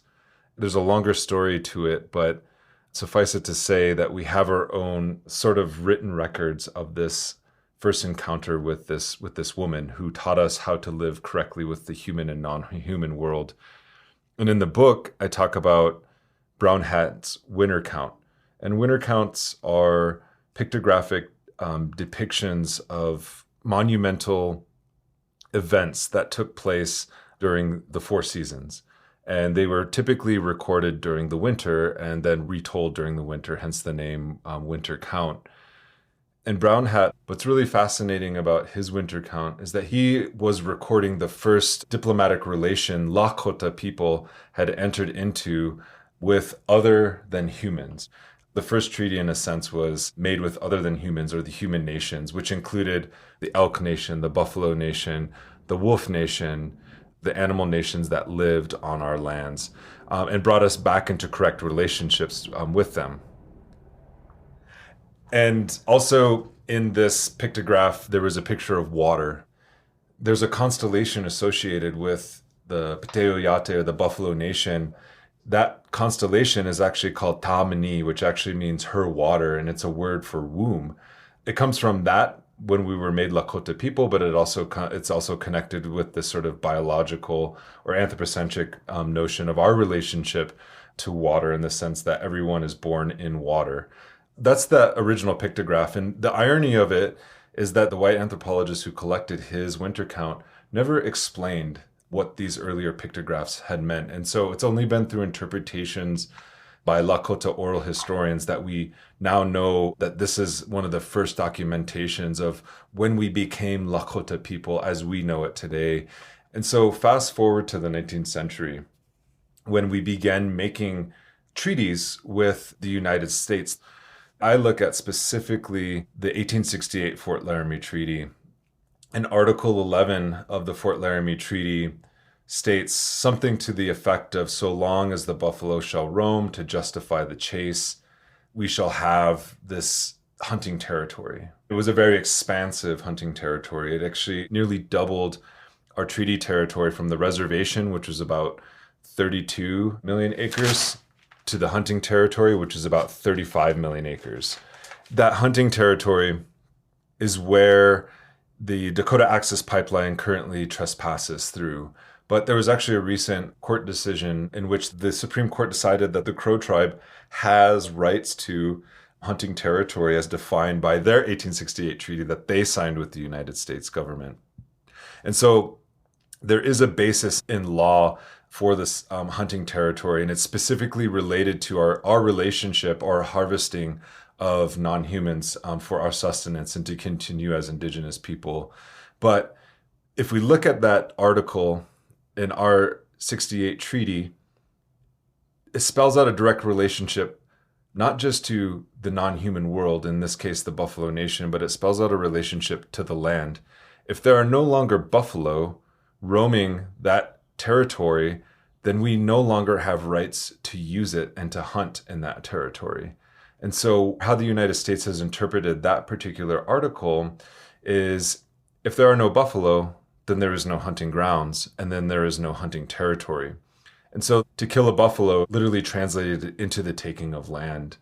And even the sort of cultural aspect of that, some of the buffalo hunters that came into the region, there were European aristocracy, and they didn't just come into our region, they came to all of the West and the Great Plains area, and were sort of guided by the U.S. military to lead these expeditions, which were often called war parties, or were called the slaying of redskins, right? And that was associated with the taking of scalps off of the mutilated corpses of slain Native people. When they began doing this, they didn't just stop there. They would take the hides and leave the carcasses to rot, and then poison the carcasses with strychnine to get rid of scavengers and the predatory animals such as coyotes and wolves.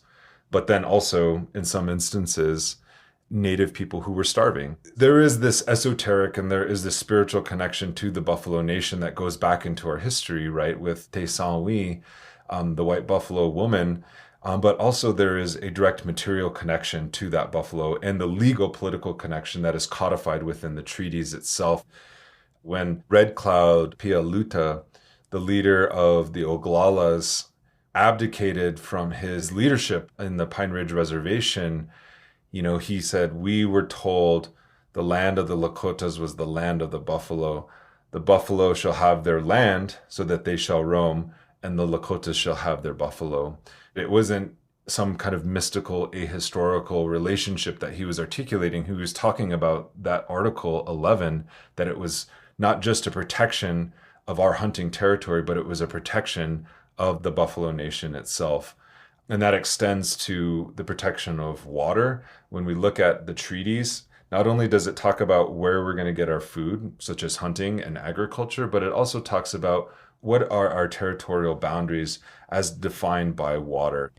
Could you say more about this explicit naming of these very concrete and material relationships with non-human nature, and what lessons, at the risk of romanticizing Indigenous knowledge, what lessons we might learn as so much of humanity remains in such intense denial of our relationship to non-human nature that we risk rendering much of the earth uninhabitable? So Robert Williams, he's a native lawyer and jurist.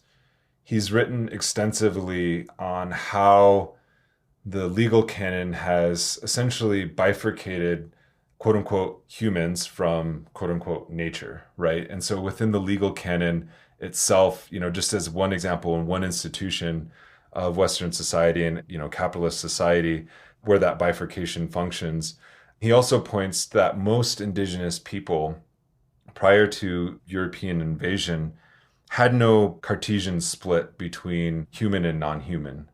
For example, as I just explained, there was no delineation between nation, human nation, and non-human nation. They were all nations of people, essentially, that had equal rights in compacts and agreements.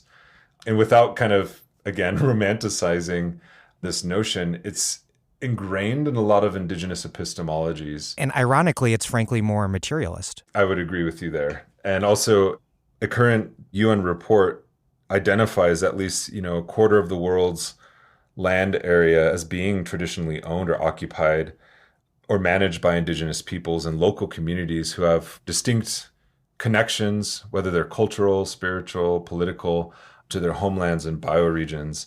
And this includes about 35% of global area, formerly protected by governments or other entities, and 35% of ecosystems that experience limited human intervention. And this is a recent UN report. So environmental policy, the best kinds of environmental policy comes from the ground up, from these communities. And, indigenous communities hold within their own regions, I think it's around 70% of the world's biodiversity. And that includes the indigenous nations, the diminished indigenous nations of the United States and Canada.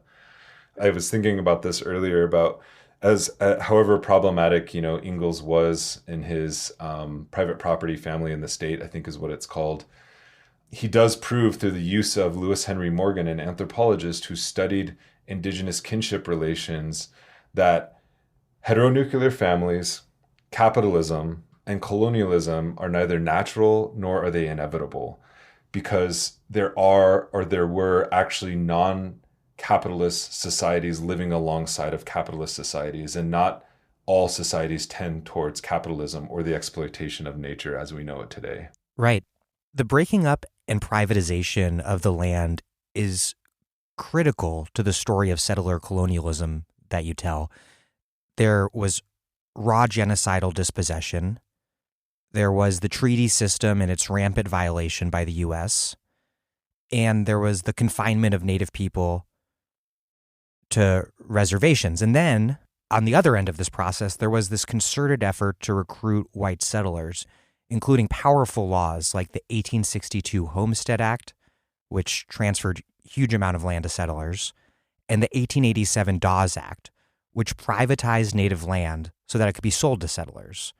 Explain this history and what it reveals about, one, the relationship between settler colonialism and land, and two, between the settler colonialist state and capitalism.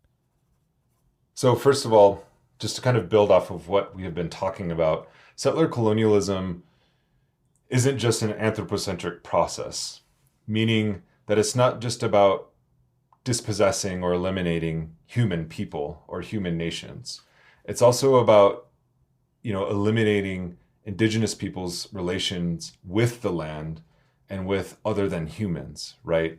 And whereas, other genocides have had a beginning and an end, the current one against indigenous people and indigenous land and relations has a beginning, but no end. And it can be tracked specifically through land policy, as you just pointed out. So, for example, the Homestead Act was a way, as people like Greg Grandin and Richard Slotkin have argued, a way to sort of create a pressure valve, quote unquote, to open up the West to relieve the contradictions that are inherent within the expansion of slavery and the contradictions of the, slavery in the South and in the East. And to eventually sort of like prevent outright class war amongst white settlers themselves, because even the presidents such as John Quincy Adams, who said that there's one thing that all European Americans can unite around, and that's the killing of Indians, right?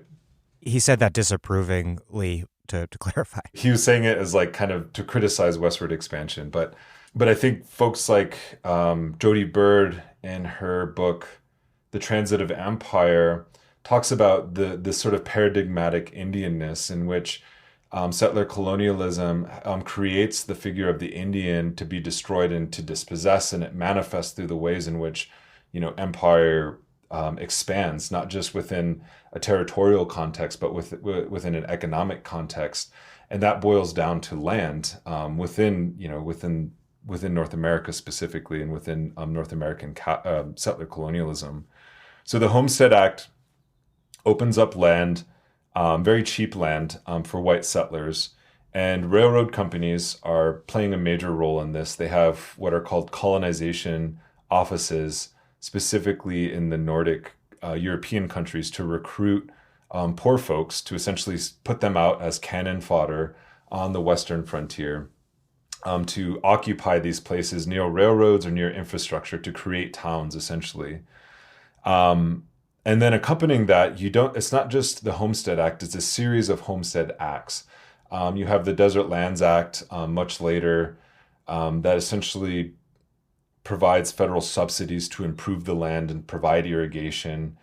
So you have a lot of public investment into creating value on this land through agriculture primarily. And agriculture is an interesting form of settler colonialism because it's considered permanent, and it's considered something that destroys the indigenous flora and fauna, right? Going back to that idea that elimination isn't just about eliminating native people or humans, but it's also about eliminating native non-human life as well, including plants and animals. So over time, it eats away at these territories, not just in a legal and political sense, but in an agricultural sense. Entire species of plants and animals are being replaced by domesticated agriculture. And we can look today at the effects of that when we look at our homelands. When on the reservation, you're surrounded by food production, you're surrounded by a food factory that's producing corn, soybeans, and beef, but you can't find a fresh tomato on the reservation. And it's not these mom and pop kind of American Gothic landowners who are going out in the morning and milking the cows with their bare hands. These are amalgamated land enterprises by large agricultural companies such as Monsanto, Cargill, who have eaten up and bought these parcels and now have turned them into production, because you need less and less workers because of the mechanization of labor to actually farm all of this land. And so what you have in places in the Great Plains that are more rural is you have a lot of white flight, and you have a lot of families who are descendant of the original settlers who are leaving because the idea of this kind of idyllic farming family is no longer economically sustainable. But nonetheless, you have them selling something. They're not just leaving empty-handed. They're selling land that that their ancestors paid, bottom dollar for. And so there's an invested value. And so there's an inherited value for a lot of these settler families intergenerationally that they can say that they have wealth, right? And so if we talk about the wealth gap, and we can look at, slavery in the sense that, there's this conversation around reparations. Well, when we look at a lot of these early kind of slave plantations and why most European people, when they came here, had so much time to go to school and learn and to, become diplomats is because there were people taking care of their children.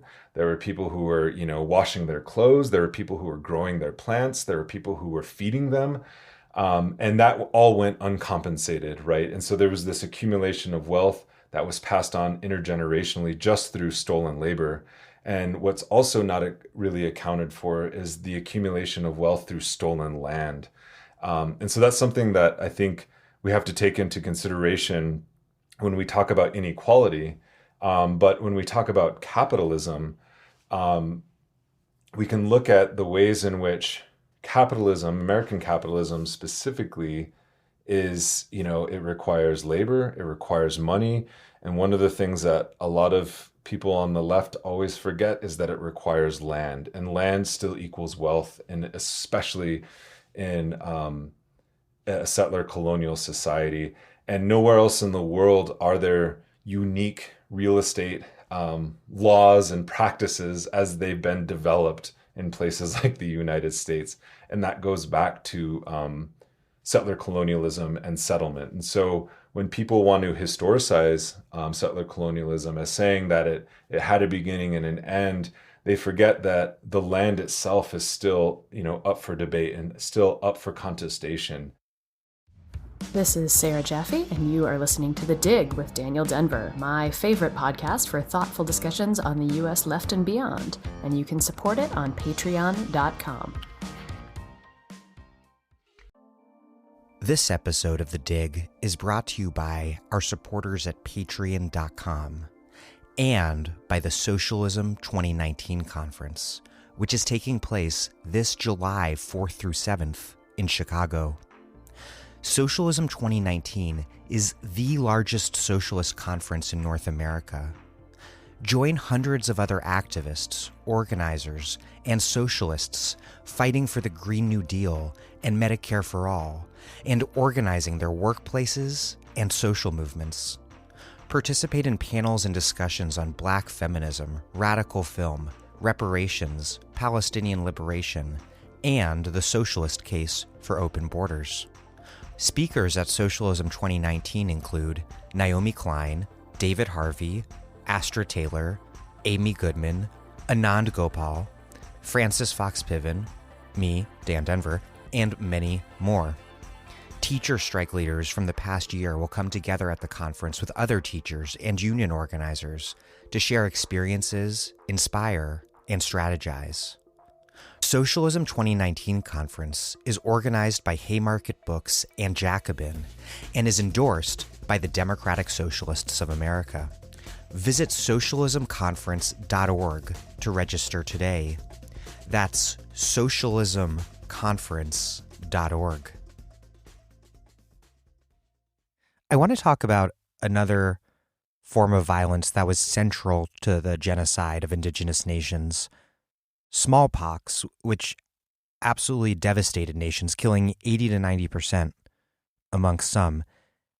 Is there a way to theorize disease, in this case smallpox, politically as a component of settler colonialist genocide beyond the narrow confines of individual human intentionality that the conversation often takes place within? The communities that were hardest hit by smallpox epidemics had the closest relationships, so to speak, to European traders. So, for example, the Mandan, Arikara, and Hidatsa were sedentary river communities in the Missouri River basin who had developed strong trade relations with first the French and then the British, and sometimes even the Spanish, and then the United States. And as a result of those relationships, they had increased proximity to disease. And that disease was, I don't think it helps to say that disease was purposely spread so much as it was conditioned by the trade itself. And so, for example, when it spread during 1837 in one of the most horrific incidences of smallpox on the Northern Plains, it came up on a steamship where traders had knowingly harbored an individual who was suffering from the symptoms of smallpox. But smallpox is interesting because after one acquires it, there may be a 3 or 4 day period where they feel absolutely fine. And then later on, days later, or sometimes a week later, they develop the really intense symptoms, which include fevers and pustules, etc. But the period between it when it's contagious and not is hard to determine. And so it was very much exacerbated and intensified because of the fur trade itself. And so while we can't necessarily pin it on an intentional kind of way of spreading disease to decimate populations, we can approximate that it did intensify because of the trade and was knowingly spread in certain instances, not to kill off indigenous people, but to essentially make a profit so that we wouldn't have to turn back a trade ship or a steamship just because somebody was infected, but instead to realize one's profit quota. That's more important than saving lives. You write, quote, "Today's state violence and surveillance against water protectors is a continuation of the Indian Wars of the 19th century. You write that those Indian Wars have also been a model for U.S. empire abroad. Explain this relationship between the history of building the American empire at home and empire abroad, and also perhaps how that history of indigenous genocide and dispossession complicates any sort of neat distinction between home and abroad when we're talking about American empire."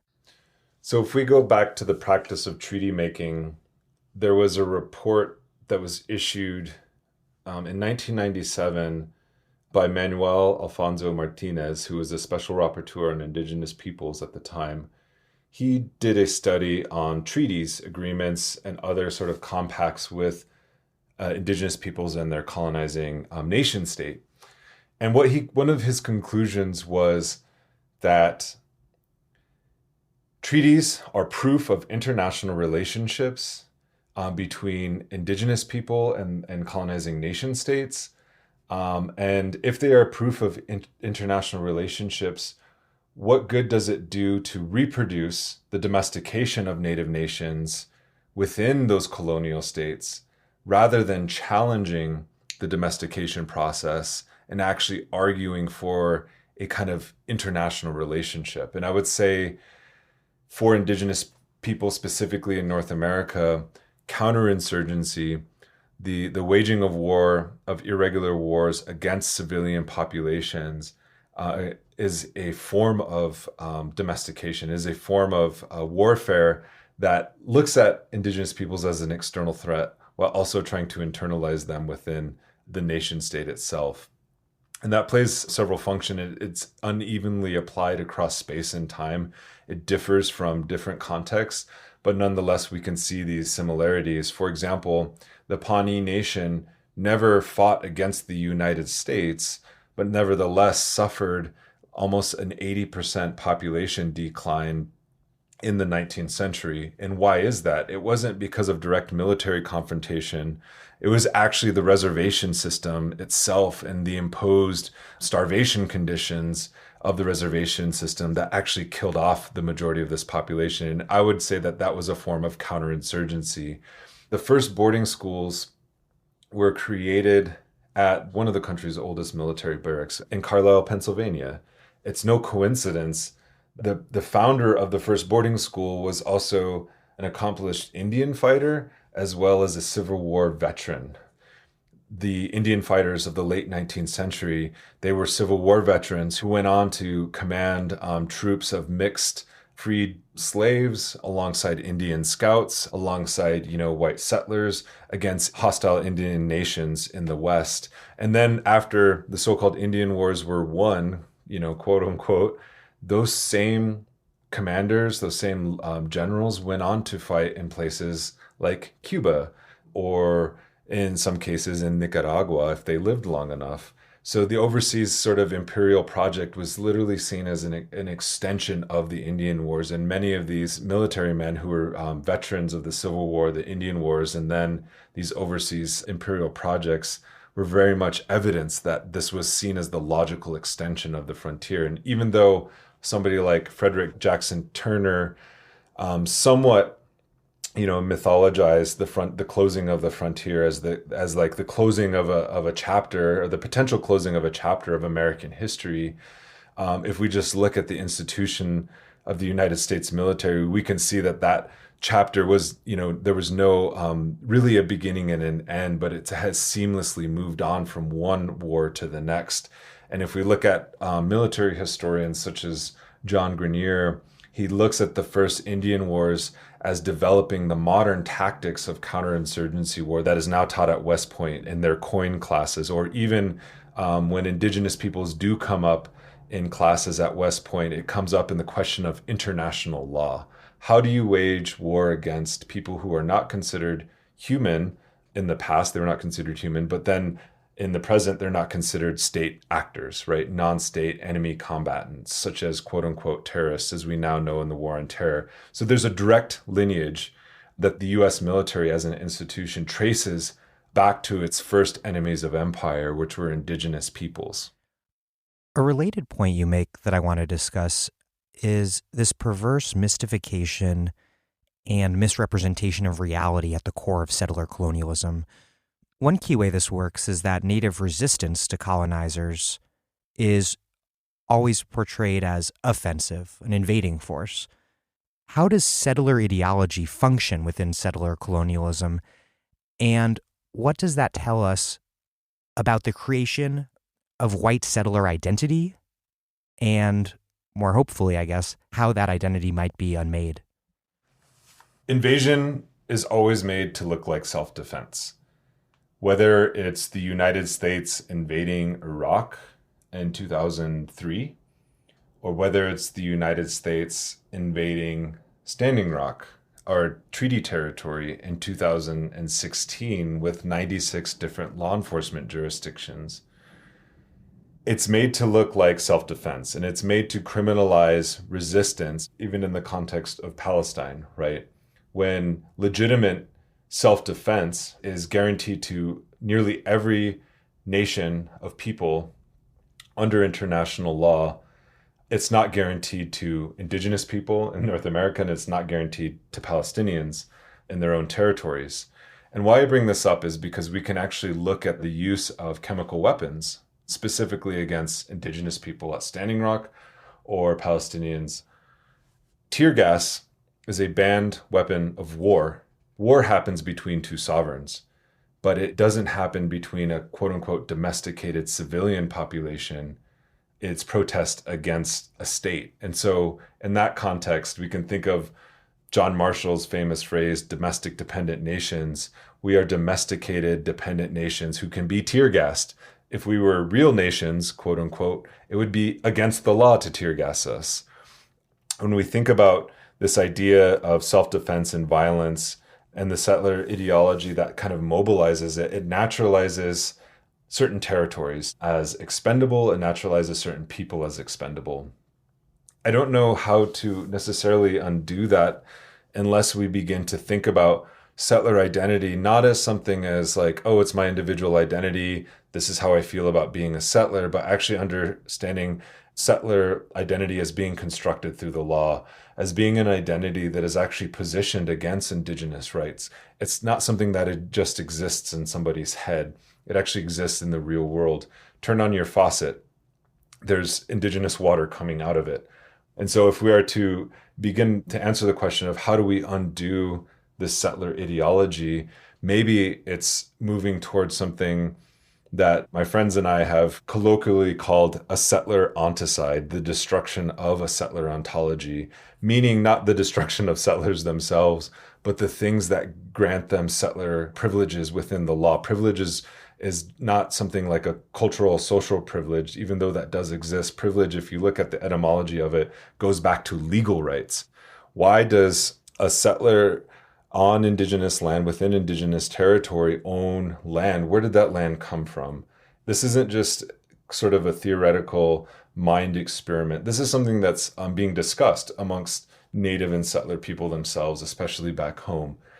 For example, there are non-Native farmers, not all of them are white, but non-native farmers who live within our treaty territories and who are beginning to question their occupancy on our land. And so what does it mean to live in correct relations, not with settler ideology, but in correct relations with the people's lands that you're living on? Treaties are codified within Article 5 of the US Constitution, which says treaties are the supreme law of the land. That Constitution, whether we like it or not, is everybody's Constitution.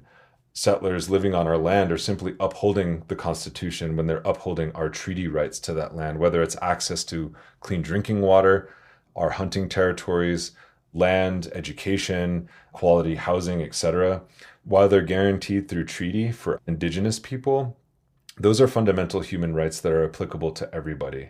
But we have to begin thinking about fundamentally that first relation, which is the colonial relation. The seductiveness of the settler identity itself, as we can see in the most extreme forms of fascism arising in the United States or right-wing authoritarianism, the deployment of these tropes of blood and soil, the tropes of this land is our land, riffing off of Woody Guthrie's famous song, which itself has, progressive origins, but nonetheless has been taken up as a kind of claim to a collective white nation, right? It's incumbent on everybody to really challenge, not just thinking about it as race. Racism and the construction of race is very important and is very much a part of this process. But fundamentally, the primary contradiction in my mind is settler colonialism. A follow-up to that question is just concretely, and I mean, there's no way to answer this in one episode, let alone the answer to one question, but what would a decolonized United States look like? I don't think the United States as we know it today could exist in a decolonized future. That's the politest way I can say it. There's a lot of movements around ending what they call settler futurity and saying that, like, this isn't something that we should be pushing into the future, something that we should be actively deconstructing if there's going to be a future, a livable future for everyone at all. I'm not one to speculate on the future. I'm a historian, so I move in the future by looking backwards. And so my back is turned to the future because I think the future is constructed by our past. If we are going to think about a decolonized future, one thing that we can begin to think about in the present is to reframe and reshape how we understand class struggle. In the organizing work that we do, when we talk about class and when we teach about class, it often, to this day, even the most educated and most advanced organizers will still fall into a trope of thinking of class as something that is typically, the white male worker, right? And thinking about how even the casualization of labor and the devaluation of certain workers erases class in certain contexts where we don't see it. And to think about like the food service industry, which I worked in longer than I've been a historian or a scholar, over 10 years in fast food, primarily at Pizza Hut. And Pizza Hut was one of the most diverse places that I've ever worked. It was more diverse than the university that I work at right now. And I think that represents the true working class, right? As we know it in the United States, typically people who are folks of color, but also migrant folks as well. And so when we talk about decolonization, there tends to be a centering of the settler as kind of the focus of decolonization. And we forget that there are other folks such as migrant workers who come to this land whose labor is cheapened just by crossing a border, and they don't have the same kind of workers' rights as the typical settler or even a native person would have just by virtue of citizenship. Also, like if we look at civil servants, people who work for local, state, federal governments, I like to look at the difference between teachers and cops. Teachers are almost more than 70% women. Cops are about 70 to 80% men, right? And if we look at their wages, there's a distinct difference in their wages, and cops are often paid more than teachers. And when teachers unionize and strike, they're often criminalized. And, there's all these tropes about teachers as wanting too much, but nobody questions police unions. Nobody questions the collective bargaining of police departments. And that's a whole nother story. I don't believe the police are the working class at all by any means. But just for the sake of comparison, we can look at like how just these two roles in our society for public service are gendered. They're also very racialized, but also teachers are devalued in our society. And to me, and to my mind, and to the work that I do organizing locally, is that we do believe, that teacher struggles are part of this decolonization movement. They're potential allies. A lot of Indigenous people themselves are teachers, but also they're the people who are educating our students on this history. And so thinking about class struggle expansively as a form of decolonization is incredibly important, not just for the context of North America and the context of settler colonialism, but if we look globally, the 20th century, the most successful class struggles were decolonization movements. You just mentioned immigration, and something I wanted to ask about is, if settler colonialism is fundamentally about the replacement of indigenous people, indigenous nations with settlers, it seems telling that so much xenophobia today is about the fear that the so-called white race will be replaced by migrants of color. And then it seems noteworthy that such a large number of today's migrants are either mestizos, meaning descendants of European and indigenous people from Latin America, or indigenous people from places like Guatemala. This great replacement and white genocide that the far right is so terrified of, can it actually be viewed from the left and from an indigenous perspective as something that is not only shaped by colonialism, but that is also itself an act of decolonization, given that migration is seemingly making the U.S. more indigenous? There's a demographic fear that the white majority is going to be replaced in this country, and that groups such as mine or scholars such as myself are actively advocating for the replacement of the white race, these fears of white genocide, which are completely fabricated. What it does say, because that does important political work, is it says that settler colonialism is fundamentally a demographic project, right? The problems that Israel is facing right now and why it's implementing things such as the Jewish nation state laws, because it faces a demographic issue and it sees its challenge as a demographic issue. It has to bolster its population of non-Arabs, primarily European Jewish citizens, to effectively replace Arab Palestinians and Arab, that includes not just Muslims, but it includes Christians and Arab Jews themselves. Returning to the context of the United States, this fear of the Great Replacement or the white genocide, one, identifies this demographic challenge that settlers have created for themselves, but two, there's this fear that somehow Native people or indigenous descendant people who are crossing the border are going to somehow do to settlers what they did to us. It's like a reconquista. It's like turning the tables, so to speak. And first of all, that's a very cynical point of view, and it only gets you so far. It's going to run its course, and it's going to run its course very violently if it's not stopped, right? Second of all, it actually creates a caricature of what we're actually trying to accomplish. It's not about a demographic or a population replacement. To undo settler colonialism doesn't mean to essentially be the exact, reverse of it and project it backwards. Decolonization also includes white folks as well as part of that process. Strategically, we need non-natives, and strategically, we've partnered with non-natives in our issues because what affects us also affects other people. This idea of the Great Replacement or white genocide is this specter, this sentiment that's mobilized by Trump, by Border Patrol, is anti-Indigenous. They are targeting specific people who categorically look or act or can be perceived as Indigenous. And so indigeneity, like any kind of racism in general, racism isn't static, but it's constantly changing. And in the border regions, if one looks Indigenous, they won't say it outright because Mexicanness is always associated with brownness, right? But what also gets erased in that is Afro-descendant people as well. And so we need to also be aware of that question as well. But the way that Trump racializes Mexicans, that he racializes Central Americans as Indigenous people. And the irony of it is when it's reported on, in the press, it's often typically when a child dies or when a migrant dies, they're not identified as Indigenous. And even other Indigenous nations within the United States don't identify them as Indigenous.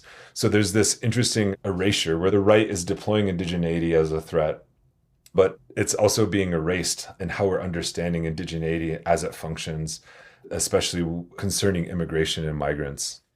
I think xenophobia is anti-Indigenous in a broader sense. It's anti-Indigenous in the particular sense in terms of Border Patrol profiling and whatnot. But in this broader sense, it reveals what I think is a really too rarely discussed thing that's at the core of xenophobic ideology in the United States, which is a fear that immigration will undo what the genocide against Native people accomplished. That actually succinctly identifies the thesis that I kind of beat around the bush on. There's a reason why at Charlottesville they were chanting, "You will not replace us." There's a reason why that sort of sentiment goes hand in hand with the explicit anti-Semitism of Jews will not replace us as well. Switching gears a little, one thing that stuck out to me in your book is that there's this long-running and powerful tension between what seemed to me to be two contradictory settler approaches towards Native people. One approach is to isolate Natives on reservations, and the other was to disperse Native people into white society through a process called termination. And it's remarkable that this was the official name of the policy, termination, to move Indigenous people into towns and cities. But meanwhile, many white settlers didn't want Native people in their towns and cities, and police and civilians alike frequently targeted and continue to target Native people living off the reservation. How did such two contradictory projects emerge, and how have the tensions between them played out? I think the former emerged first.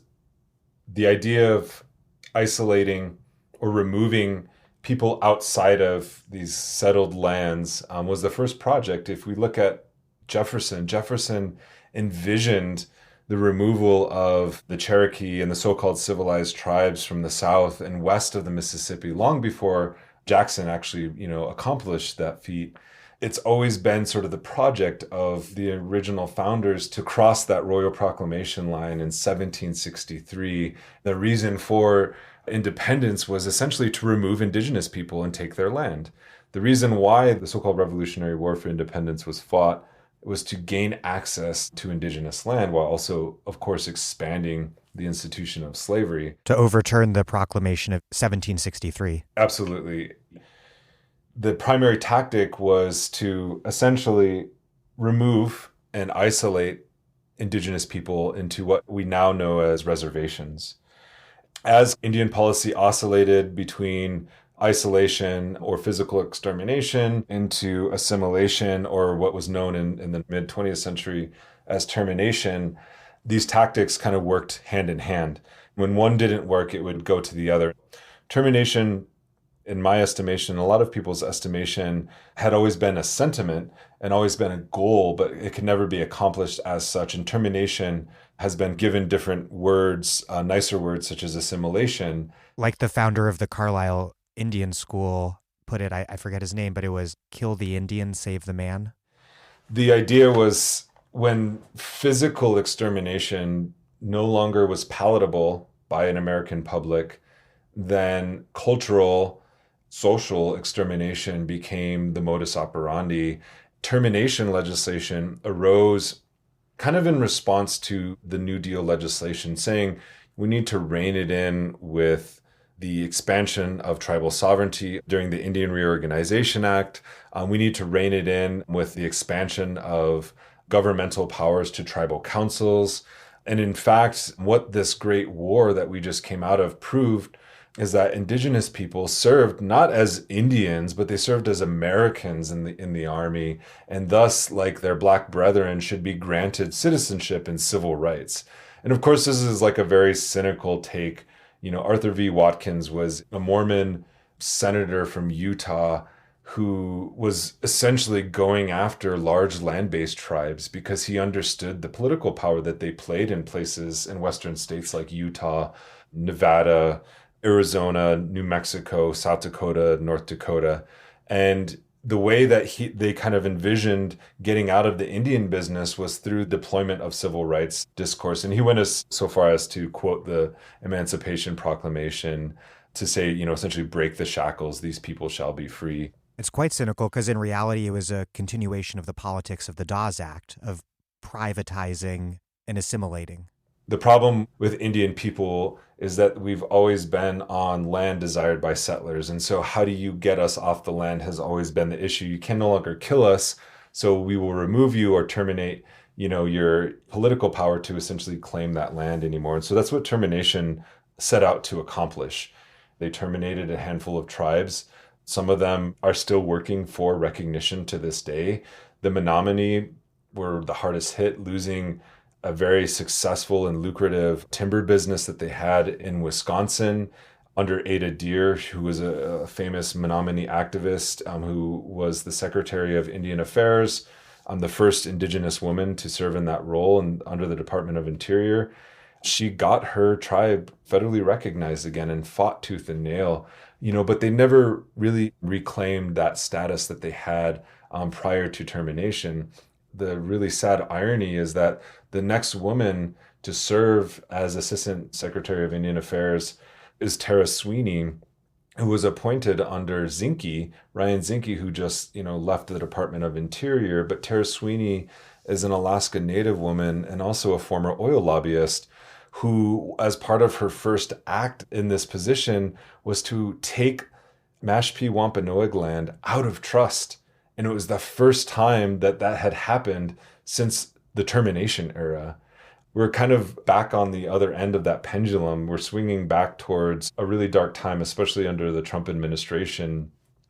The new policy of the federal government isn't so much to overtly manage our affairs, so much as to inscript us as tools of the state to begin our own dissolution and to expand the reach of the settler state. And what I mean by that is it happens with federal preference laws in gaining contracts, specifically through Homeland Security and the Department of Defense. So you have the Cherokee Nation who's building State Department buildings in the Green Zone in Baghdad, and who's also gaining lucrative contracts in border security and creating pre-check systems for Mexican citizens who are traveling to the United States to make sure that they won't stay here longer. And then you also have Alaska Native corporations who have invested heavily in oil and gas, but are also gobbling up defense contracts and building and expanding military bases in places like Guam, the Philippines, Puerto Rico, and elsewhere, while also investing in the hiring of personnel at these detention facilities that are detaining migrants. And at the same time, you have an imposed scarcity in the federal budget where at one point in time, there was a guaranteed kind of lump sum that was always allocated to indigenous nations under Nixonian self-determination policies. We now have to compete for that fund. And we're almost like nonprofits where we apply for a grant to get a new hospital, to get a new clinic or new roads, and we end up competing with each other in a limited pool of funding. And so these defense contracts actually become a ways to subsidize our economies. And it's something that, as Indigenous people, we see it in our communities, and the way that the direction that the idea of nationhood is going is that aligning further and further with the U.S. imperial project. And many of us are very wary of it, but it's something that hasn't really broken kind of the mainstream. And in the meantime, there's also a strategic targeting of our natural resources. Under Obama, and then more so under Trump, the opening of so-called public lands through the Bureau of Land Management for resource exploitation, to the reorganization of the Bureau of Indian Affairs along watersheds. Previously, the Bureau of Indian Affairs regional headquarters were organized according to tribal location. So before Zinke left office, he had proposed a reorganization of the Bureau of Indian Affairs according to watersheds. So, for example, in the Northern Plains, where I'm from, it will be to the upper Missouri River basin. And instead of drawing kind of the natural geography of that area, that region will be defined by state boundaries. which is hugely problematic for us because we don't negotiate with the states for our water rights. We have to negotiate with the federal government, but a lot of folks fear that this is putting more pressure to go after specifically water because these new regions are organized around watersheds. So this is the era that we're in right now. And what about the history of these contradictions within termination politics, whereby Native people are pushed into cities and towns for the purposes of assimilation and land privatization as well, but white settlers don't want them there because it's precisely that repression and violence that takes place within this contradiction and termination within which the American Indian movement emerges. Termination removed around 750,000 Native people off reservation into far-off urban centers such as San Francisco, Denver, Chicago, New York, Cleveland, Ohio. The goal of this project was to essentially isolate people as individuals or individual families. But Indians ended up finding each other in these urban centers and began forming Indian centers where they could, meet socially and culturally and be indigenous within an urban context. We often talk about the families being removed to these places to be assimilated within mainstream US society, but we often don't talk about how children were specifically targeted. So for example, in 1969, 1 in 3 Native children had been adopted out to white families. Most of those adoptions happened within State Department of Social Services that specifically targeted those families and specifically targeted those mothers as unfit to care for children. The promise was the gift of white civilization.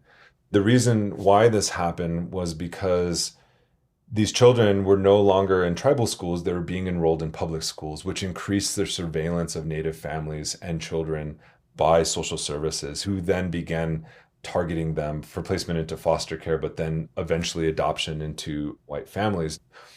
This happened with great effectiveness in places like Minneapolis, Minnesota, and it is partially why the American Indian movement formed. It was formed, yes, to combat police violence against Native people who were visiting the city for the weekend or who, were just blue-collar workers and were letting off steam at a bar and then, were being harassed by police on the weekend and then imprisoned and thrown in jail and locked up.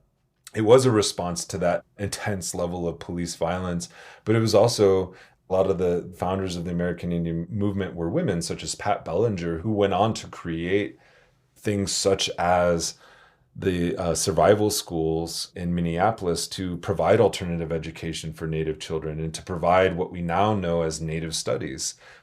The other aspect of it is in smaller, more rural locations, like where I'm from. I was born and raised in a place called Chamberlain, South Dakota, but Chamberlain is a white-dominated border town next to the Crow Creek Reservation and the Lower Brule Sioux tribe where I'm from. So when they flooded our lands in the 1950s and then later again in the 1960s, we were removed twice. We were removed by the first dam and then we were removed by the second dam.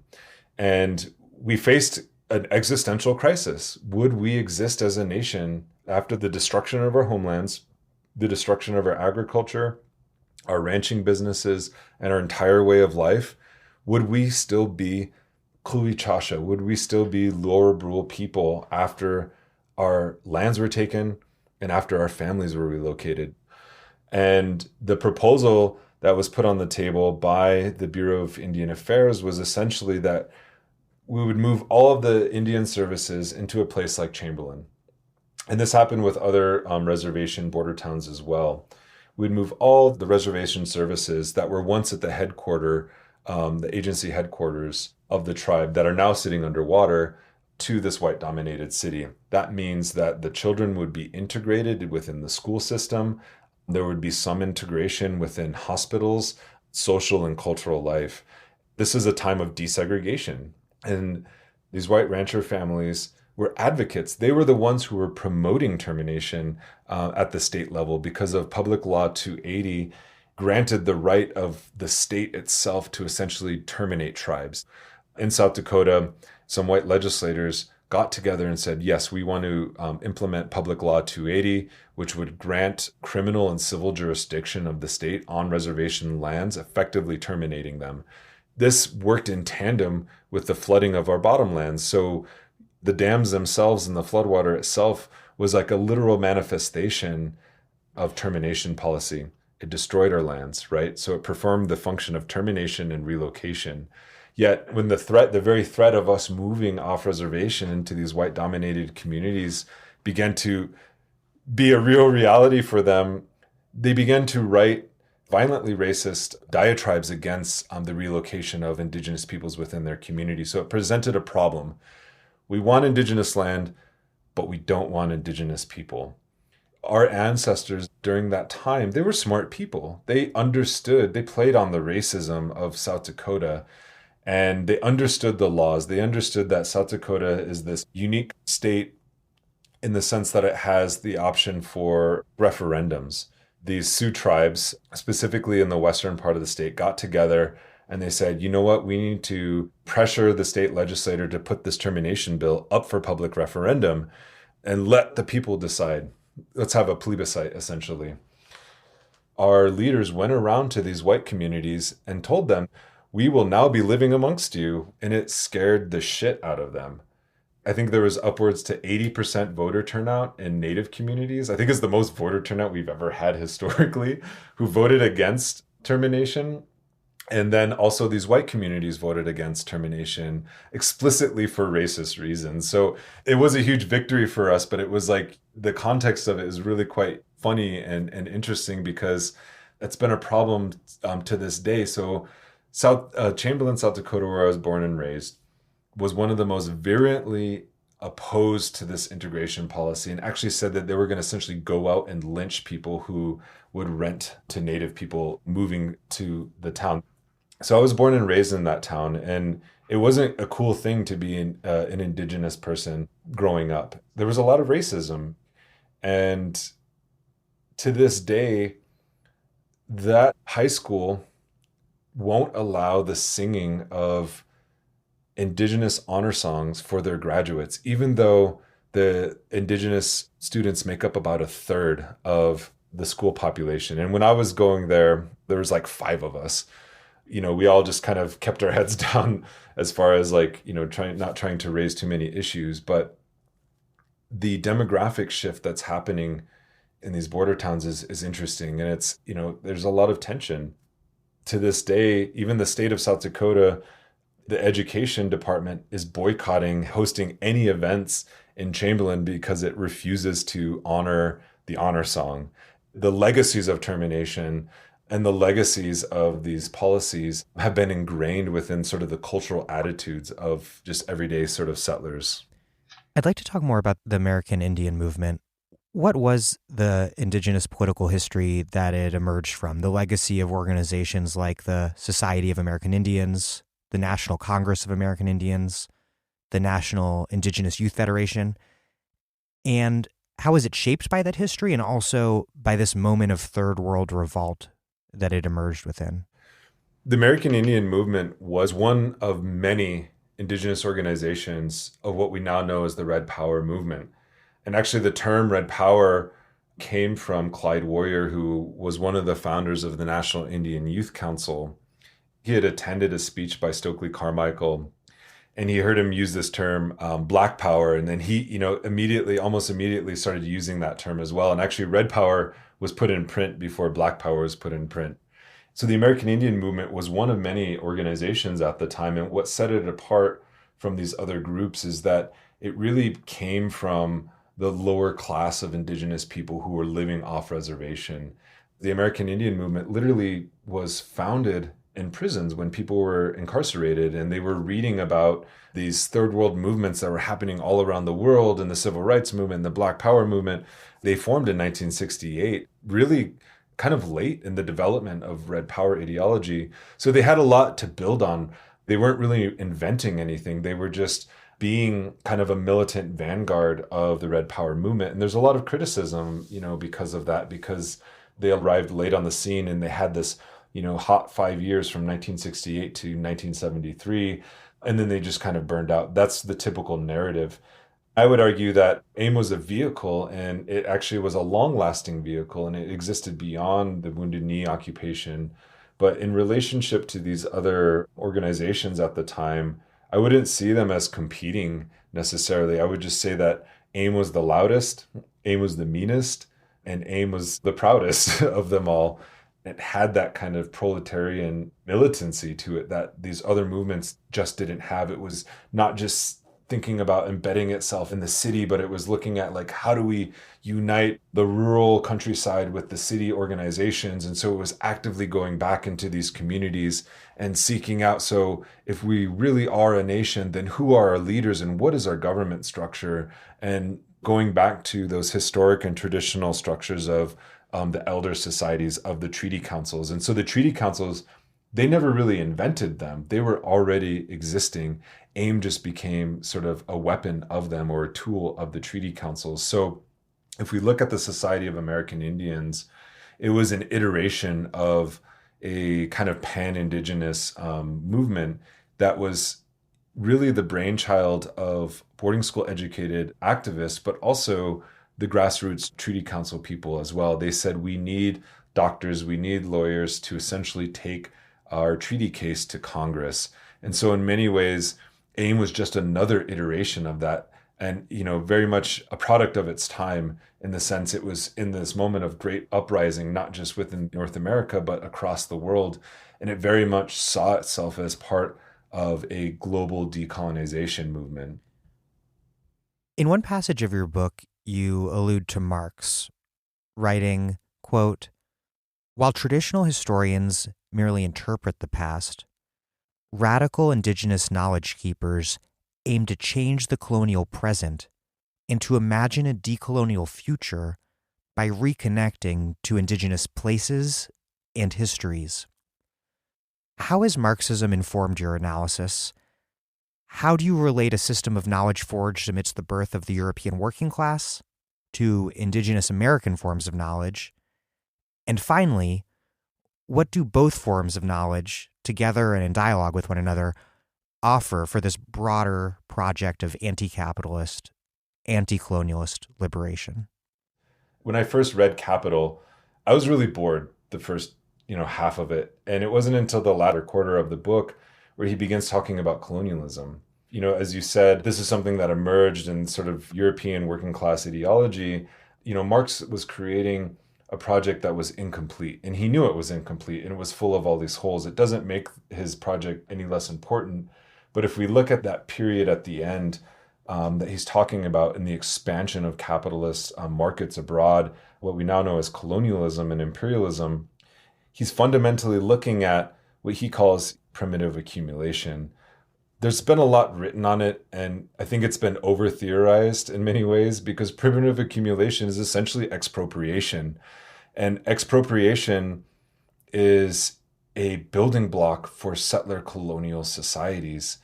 It has a beginning, but it doesn't have an end. They're just different forms of expropriation and different rounds of expropriation, whether it's the construction of oil pipelines or the mining of gold or the taking of land. It's a form of expropriation. And so how we are racialized and inscripted into the capitalist project is through dispossession.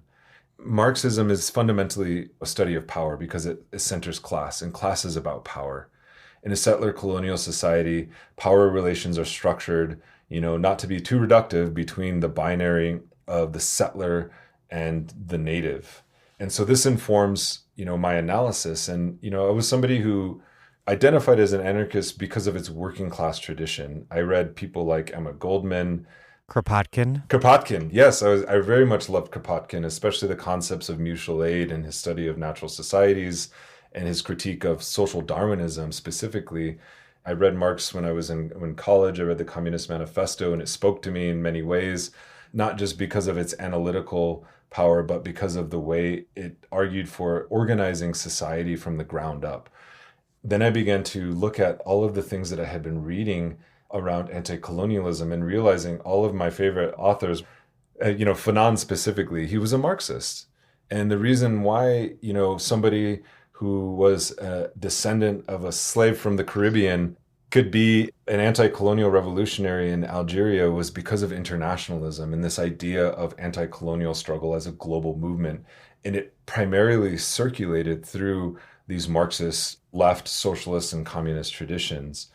But the problem with Marxism in the United States is that it has ignored one of the fundamental contradictions that has created what we now know as, U.S. capitalism and imperialism, and that's settler colonialism.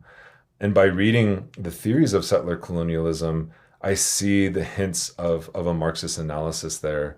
For myself as a historian, Marx is a student of history, and I became a historian not to really glorify the past, but to understand the present and what is required to undo the nightmarish present.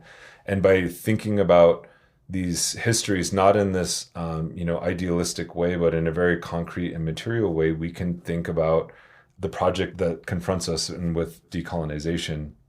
I do want to say something about within Indigenous studies itself, there is an anti-communist and anti-Marxist tradition. Ward Churchill has famously edited a book called Marxism and Native Americans. Russell Means has an essay in there called For Our Nations to Live, Europe Must Die, which is, essentially an anti-Marxist polemic. The reason why I'm ending with this is because this is something I'm taking on in the next project. In this moment, Russell Means has left the American Indian movement. He begins criticizing a lot of these national liberation movements for taking up socialism and Marxism, which is a far cry from where he was, 6 years prior to that, where he was kind of embracing any and all potential allies to taking treaty rights to the United Nations, and by specifically supporting, organizations or national liberation movements such as the Sandinistas. And so there's this interesting history there that I want to fully develop more and look at these nuances of why there would be such a sort of robust anti-Marxist tradition within Indigenous intellectual histories within North America specifically. But then categorically, you look at a place like Bolivia, which has developed Indigenous socialist and left traditions and has embraced in many ways and furthered many of Marx's analyses, or looking at, Peru with Meriategui, who was thinking about national liberation in the context of Indigenous people in the international, or looking at even Indigenous Marxists of the past, such as Archie Finney, who was a Nimipu or a Nez Perce anthropologist trained by Franz Boas and then studied abroad in the Soviet Union in 1936 and 1937 to understand Soviet indigenous policies. But his entire scholarship has been erased because there's such an anti-Marxist tradition, not just within Indigenous studies, but within the U.S. Academy, that we can't look at one of the founders of the most important organizations for American Indians in the 20th century and the 21st century, the National Congress of American Indians. Archie Finney studied in the Soviet Union for 2 years, founded this organization, but what was his story? We are missing so much in our own tradition as Indigenous people by not looking at this. Not just in my opinion, but as a student of history, the most successful national liberation movements had some version of Marxism or some version of socialism as kind of like their future society that they were working towards.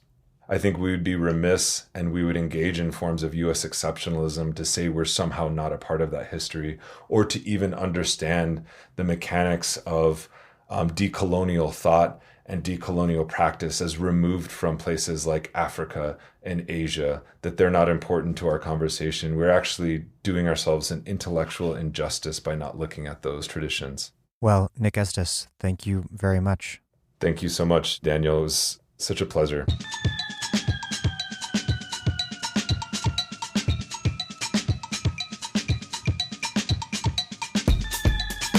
Nick Estes is the author of Our History is the Future, Standing Rock versus the Dakota Access Pipeline, and the Long Tradition of Indigenous Resistance from Verso, and a co-founder of The Red Nation, a Native resistance organization. Thank you for listening to The Dig from Jacobin Magazine. As Marx once said after remarking that capital comes dripping from head to foot, from every pore, with blood and dirt. While other podcasts have only interpreted the world in various ways, our point is to change it. We are posting new episodes every week. The Dig was produced by Alex Lewis. Music by Jeffrey Brodsky. Thea Riofrancos is our senior advisor. Our communications coordinator is Julia Rock. This episode was edited by the glorious John Hanrahan. Follow us on Twitter at The Dig Radio, and please find us wherever you get podcasts and subscribe. If it's on iTunes or wherever, please also leave us a nice review. Those reviews help introduce us to new listeners. What also does that is you telling your friends about the show. Please make propaganda for us. And please do find us at patreon.com/thedig and make a monthly contribution to help keep this operation going strong. Even a few bucks a month is a big help.